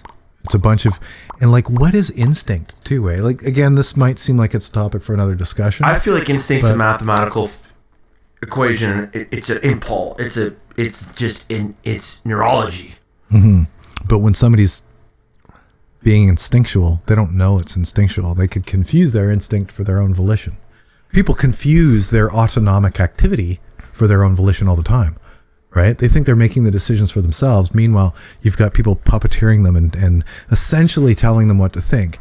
If you look at neurolinguistic programming, who's that neurolinguistic programmer? He's on TV. He like sets people up for. That's why you got Google. Darren Brown. Yeah, Darren Brown. I mean, Darren Brown. I know what Darren Brown. Darren Brown plays guitar. His stuff is literally so squirrely that he will mess with somebody's mind and literally make them think that they have come to their own ideas themselves. Meanwhile, he's given them all of those ideas. Literally just feeding them ideas, using word patterning and using symbology and he's manipulating them into thinking a certain thing. That's so and smart. They believe it to be themselves. Well, that's just like Magic for Humans on Netflix. If you watch that magician, I don't know if you've ever seen, he's fucking phenomenal. But all he gets a trick where he makes a person write a word out, or he writes the word. He's like, he asks them a series of questions. What were you thinking? Was this the guy you're thinking of? And they're like, oh my God. But he goes back and shows you his tricks. And he's a mentalist. Exactly. He's just mentioned the movie that guy's in, or this, or Saving Private Ryan, and said about 8 or 9 keywords. Absolutely. That's fucking smart. That's great. Absolutely. That's smart. That's cool. Whoa, right? Like that's the power of suggestion. Like, first of all, learn that shit and go to a job interview and get it. Learn that shit and go pick up chicks. Yeah. No, but literally, right? Like if you learn how to do that, you're going to get all the things that you want, because you're going to have prepared everybody by manipulating them. So self-awareness is key, man. Like serious fucking self-awareness and studying and researching, and then just. But the thing is that the people who are fooled don't realize that they're fooled. So how much can the anecdote of self-observation be reliable when, even if we're manipulated, we think that it's our own decision? If you're truly unplugged, you won't fall for that stuff. This is why, like, I actually find burqas to be a question of whether burqas, you know, jihad burqa. Well, they only get jihad. Sorry, I have to say. Okay, don't cancel culture. Edit burqas. Well, by the way, you should be canceling America. Fucking that movie. What's that movie? America. Fuck yeah. I have no idea. It's the anyway. That show. In fact, you know, let's just. Sorry. Burqas are only burqas. One are those the ones that just keep your eye? That's all you can see is the eyes. Yes. So what? Right. Well, there's the idea that people are trying to like ban burqas, and the reason that they're trying to ban burqas is, truth be told, because it's a real bad security thing when you can only see somebody's face or somebody's eyes and not the rest of their face. Well, it's also pretty oppressive. Is it? Well, if the woman, I'm sure, I don't know, like that seems like a pretty hot thing to have to fucking wear around. Okay. Now. Well, isn't it? If she's like, okay. Personally, I think it is, but it's my oppressive. reasoning, I think it is, but my reasoning is different, because somebody would, if they wore a burqa, would tell you that it's their choice, right? Okay, then you just go, and whatever. If you're libertarian, oh Jesus, then you want people to be able to express themselves, right? And trying to prohibit somebody's dress because you think that it's prohibitive, I don't think you should be prohibiting that. Is a weird thing, right? Yeah, I know, but like even saying that they shouldn't wear it because it's oppressive. Well, I look at that and go, that stems from an oppressive culture. It's an oppressive way of thinking. Absolutely. Does that person, if they're like, I want to wear this, this is where I feel comfortable, then hey, that's cool, man. Is it? Well, if they're okay with it. Really? If the person were, you just established that it's an oppressive culture. But I believe it is. I believe that anyone should be. I agree. Okay. I know. Currently, the idea that women have to wear that outfit in order to hide themselves from males because it's a temptation. Because it's a temptation. No, that's actually not even the origin of the dress. The origin of the dress is way better than that, in my opinion. But the origin of the dress is way better than that? Yeah, it used to be worn by males. Okay. Right? The hijab and burqa used to be worn by males in order for... And women didn't have to wear any specific Islamic dress. Well, things changed. But it used to be worn by males to identify each other, so that if you saw another Muslim getting beaten up or exploited or whatever, you could step in and protect them. So it was an identifier. Whereas now it's to hide people so that you're hidden from temptation or women, whatever the hell. Specifically. Yeah, women specifically. I saw a woman wearing one of those on the river, Coquitlam River. Oh, yeah. And I was just like, wow, like really? So you believe it to be oppressive? It just, yes. So let's just say then, for the sake of the podcast, that it may or may not be. We're not going to hold to it. But in your perception, it's oppressive, yet it's not oppressive if they choose to. My opinion is that it's oppressive, and that oppressive ideologies manipulate people into making them choose to be a part of it. Oh, yeah. So the fact that somebody chooses to be a part of it doesn't make it less oppressive. In fact, it's just part of the oppression. You're hypnotized. Well, you're manipulated. You're convinced. You're brainwashed. You're brainwashed. Well, you're brainwashed. Pretty much the same fucking thing. Okay. Right? So now you brainwash somebody into thinking that there's an afterlife, and that the only way to get into the afterlife is to do what they're told, and, you know, et cetera, et cetera. Instantly, it's oppressive. Right? Yeah, I mean, it's pretty silly to think I'm going to go blow up a building, kill a bunch of people, and end up fucking with 30 virgins in heaven. Like, it's just, I don't know, that stuff, that's crazy that people, well, just a lot of fundamental religious ideas are just absurd. Most of the teachings aren't like that, fortunately, right? You're actually talking about a small slice of Islam. That would be like the Wahhabi. That shows you my ignorance, too. Wahhabi, Jihadi, that sect of Sunni Islam. Complicated. How many religions? Like I just talked to a guy who is Sikh today, a Sikh gentleman, and he was telling me that there's 12 different languages in India. There's 10 different religions. There's like 36 different dialects. There's more racism and fucking problems going on over there. Because I was like, oh, white people, we're pretty shitty people. Meanwhile. And he's just like very. You get like actual Hindu temples burning each other down. Fuck. As soon as he said that, I was like, man, oh yeah, I remember in Surrey when those guys pull out their swords and started cutting each other apart. Like, well, that's so Sikh, you have and a religion. the Sikh people usually don't do that. But there was that. Well, there was anyway. There's pretty like there's some volition there when you start chopping people up with swords over gods and religion, right? Yo, fucking so weird. Just that blew my mind when we were talking when he said there's 12 different religions just in India. I'm like, well, gee, what? Like then you're like trying to break it all up, and that's another interesting thing. Like, why and where did all the races become? From Adam and Eve, white people, to all these different races and languages. Racist isn't a thing. Well, I mean, there's black people, there's Chinese people, there's white people, they're all the same human race. Well, yeah, obviously. So just a bad word as far as taxonomy. There's no such thing as race. Okay, but why the differences then in skin color and face shape and? I don't know. Personally, I think it's because we come from different root hominins. My opinions are really radical, and they can be misconstrued by some people, I believe, for racial ideologies. Once again, I feel like it's some kind of fucking extraterrestrial thing, man. Like, or there's some kind of god, like there was some sort of division there. Isn't it in the Bible where there was a division on purpose to confuse the shit out of everybody? That's the Tower of Babel. Yeah. That's right, the Tower of Babel. They did that. What happened? And that's the Tower of Babel is when I'm not as dumb as I think I am. Humans started building a tower to the heaven, to the heavens, which is obviously impossible. And they all spoke one language, and the most interesting part is to me that the Elohim is it a plural? Is it a singular? Is it a plural? Is it a singular? Elohim is the earliest biblical usage for the word what's then translated into the term God. It's important to probably, if you're a religious theorist, to know that God as an idea and as a word is newer than most religions. They actually used the term Elohim. Good, orderly direction. No. They had the term Elohim, and then they had the term Jehovah. Jehovah. Who's a douche, right? He's not very nice. I think Jehovah's pretty douchey, yeah. Jehovah's actually the bad guy in the Sumerian. Right. And what a weird religion to be banging on people's doors, being like, "Yo, join us, and there's a chance you'll get into heaven, but we're not promising you anything."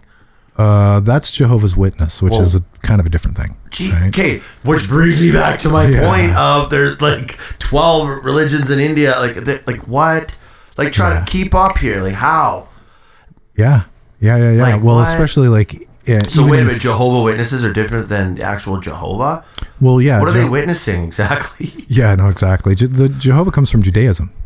Judaism. Right? So Jewish? Yes. Okay. So and Jewish? You have Sumerians, and then you have a guy and his wife named Abram and Sarai. They leave Sumer, right? The beginning of people. Yeah. Sumer. They have a couple kids.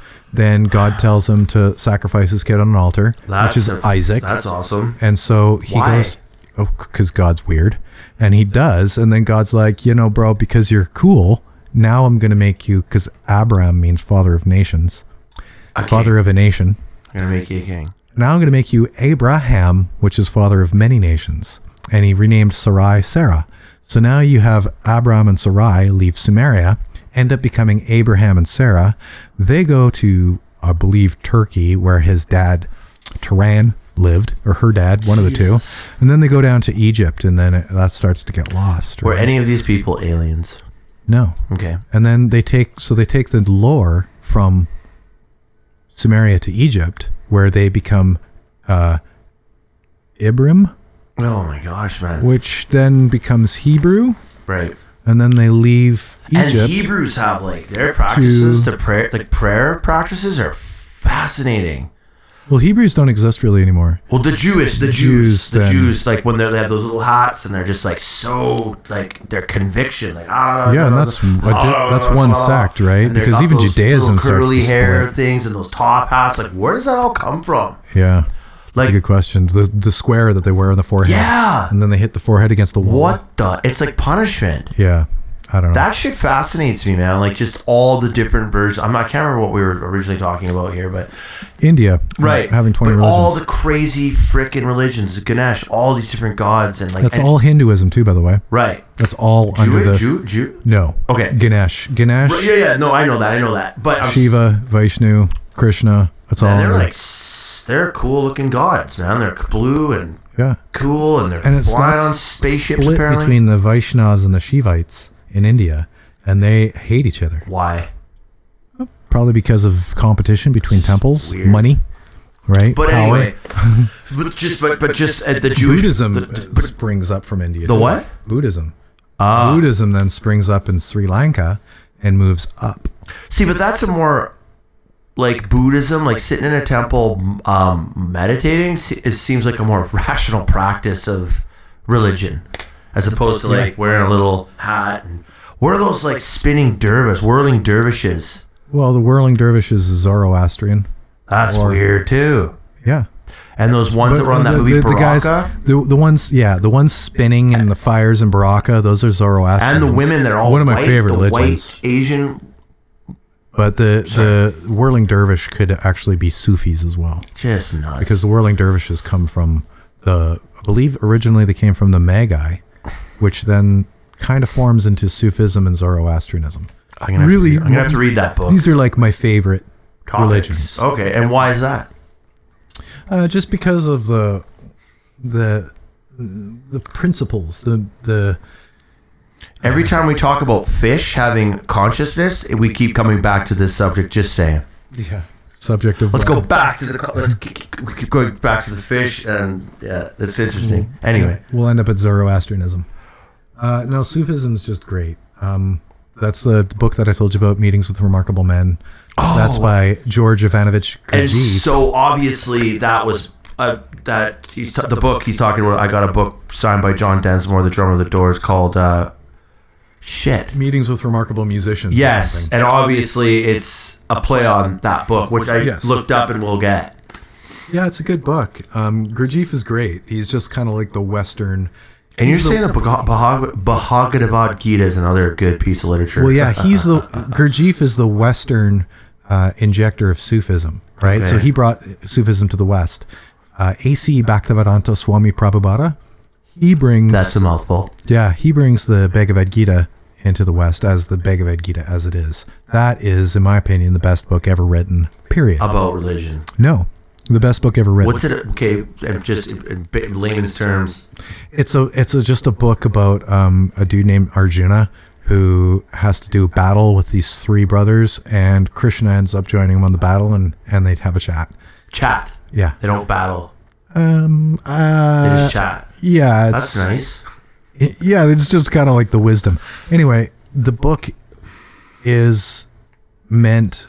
Or I'm not sure if it's meant to, but it happens to contain incredibly good information concealed in human language, right? Which is essentially what religion is. Right. Yes. Religion is mythology or a bunch of crap based in some sort of that is intended to reality. Portray or transmit or communicate some type of mystical wisdom or that comes from nugget reality. Right?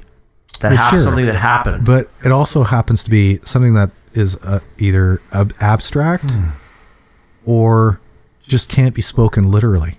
Because it's impossible. Yeah, it's too abstract. It's too weird. So that's where allegories and parables come in. Noah's Ark. That's where like Buddhism. The burning bush. When you get, what is the sound of one hand clapping? There's a famous cone. That's so silly though. Like, it's not at all. What? It's brilliant. It's fucking brilliant. Enlighten me. What the sound of one hand clapping? It's a cone. What? It's a cone. I don't understand. Cones in Buddhism are phrases that are almost like rhetorical questions. Like, if a tree falls in the woods and nobody's there to hear the sound, does it make a sound? If nobody's there to hear it, does it make a sound? Sorry. Yes. I think it does. I'd have to. but it doesn't.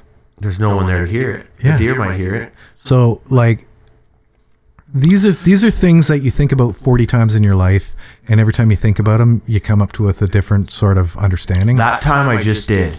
Well, it's like the whole idea that the word sound is based on the fact that somebody heard it. Yeah. So you could say, does it make waves in the air? Well, of course it makes waves in the air, but there's only a person who hears it calls those waves in an air a sound. And so if nobody's there to hear it, does it make a sound? Is that sound? Does the idea of a sound require an observer? Right. So this is the basis, right? So a cone's that doesn't necessarily have a right answer.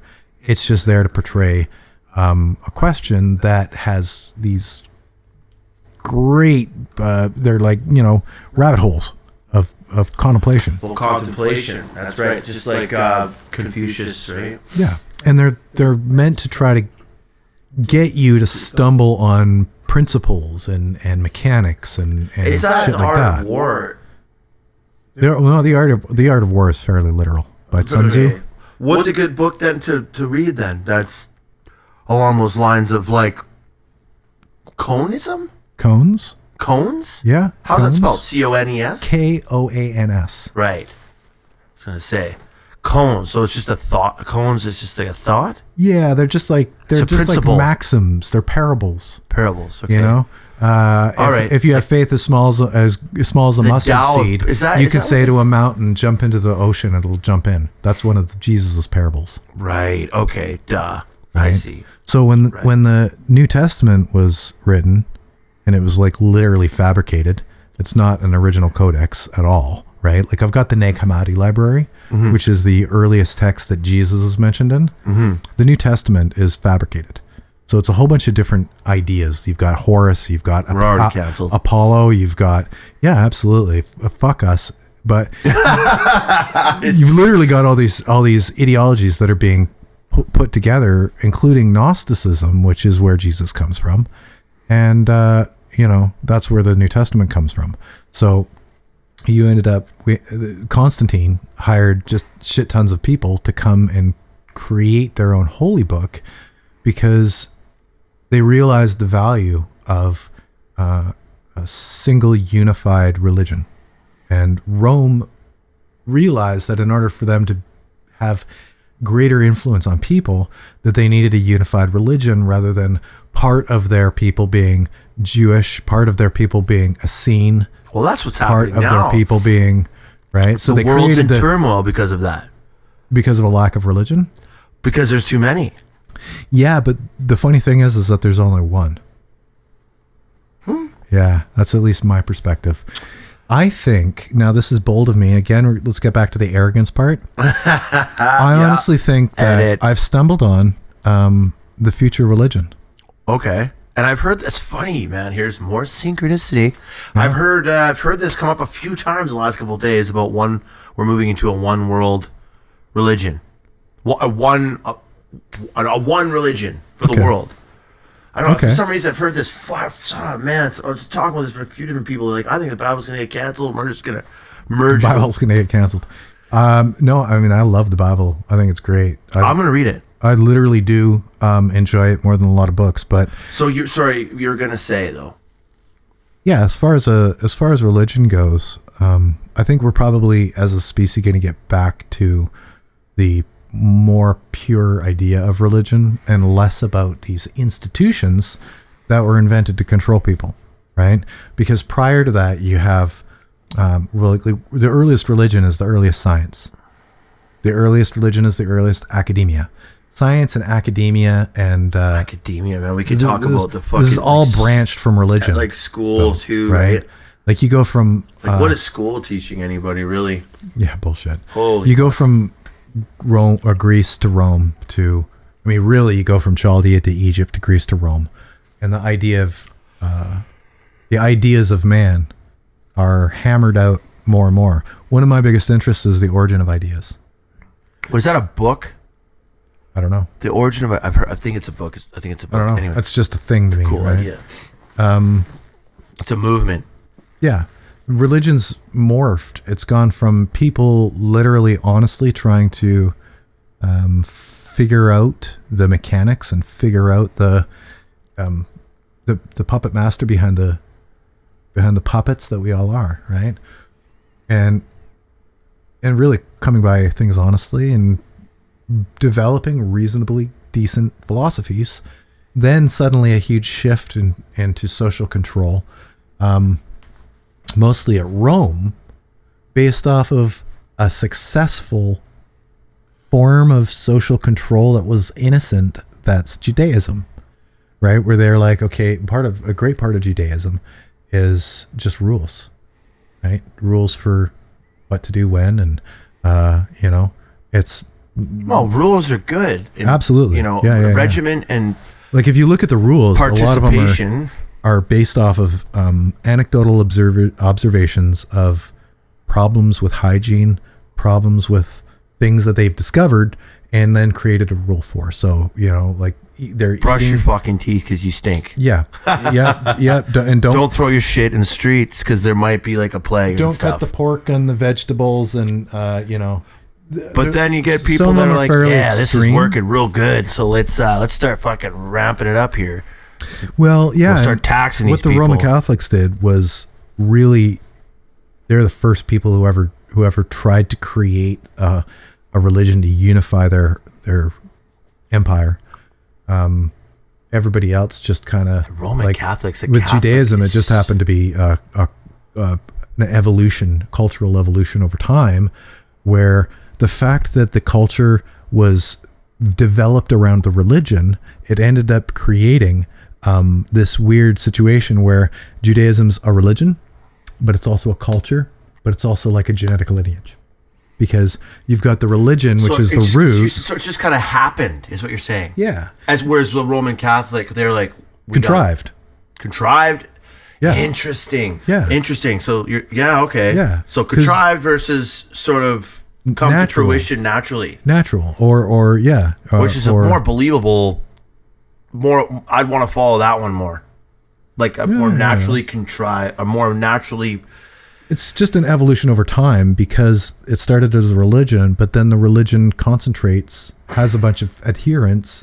Those adherents move around together. And they have facilitators that are fucking corrupt. Because fucked, right? When they went from Sumer to Egypt, they weren't anything. They were a family. Okay. A family moved from Sumer to Egypt. Right. When they were in Egypt for long enough that they actually developed a community.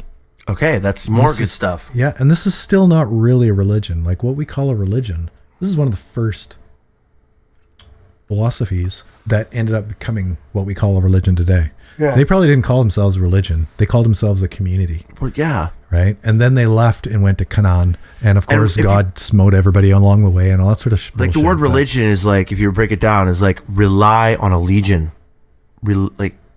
I've heard that before. Like the word... Yeah, it might be silly, but I've heard that Perry Farrell, actually, of Jane's Addiction, said that. Like, religion, man. There's no link etymologically to... Fair enough, but anyway, community has a better... That word sits better with me. Well, family, community. That's what Judaism is, right? Because, like, I consider myself a Jufi. That's what I call myself. A what? A Jufi. I'm the last living Jufi. He's a Juvie. Jufy. A Jufi. I want to be a Jufy. Well, I'm the only living Jufi. Okay. So I have no connection to the community part of Judaism, where you find people who are born into Judaism, and they might literally not have they might not even be interested in the philosophy, but their parents are Jews and their community and everything like that. So they're very much a Jewish community person, right? And then obviously there's the genetic thing, because outside of Judaism, when people were kicked out of Israel, they ended up moving to various places. Eastern Europe was kind of like concentration. And then you have Ashkenazi Jews, which are a different sect completely, that became the European Jews. Mm-hmm. Right? Okay. And the requisite is that your mom is also Ashkenazi Jew. It sounds like so now it's a genetic thing. So now you have a religion. Now you got to start inbreeding. That's also you got to be banging your sister. Probably, yeah. You've Then got a we got religion problems. that's now become a community over time. That's now become a genetic lineage. So Rothschilds. Rothschilds were actually converts. Rothschilds were converts from Christianity. How does this all relate to the fish, Adam? I have no idea. How the hell does this relate to the It's fish? fun. Anyway, but yeah, synchronicity versus chaos, God, aliens. Listen, man, I'm gonna pray and I think good things will happen. It's probably more likely than if you don't. God, a good orderly direction. Generator, observer, destroyer. Fuck yeah. The end. Join us next time for Left versus Right and Cancel Culture.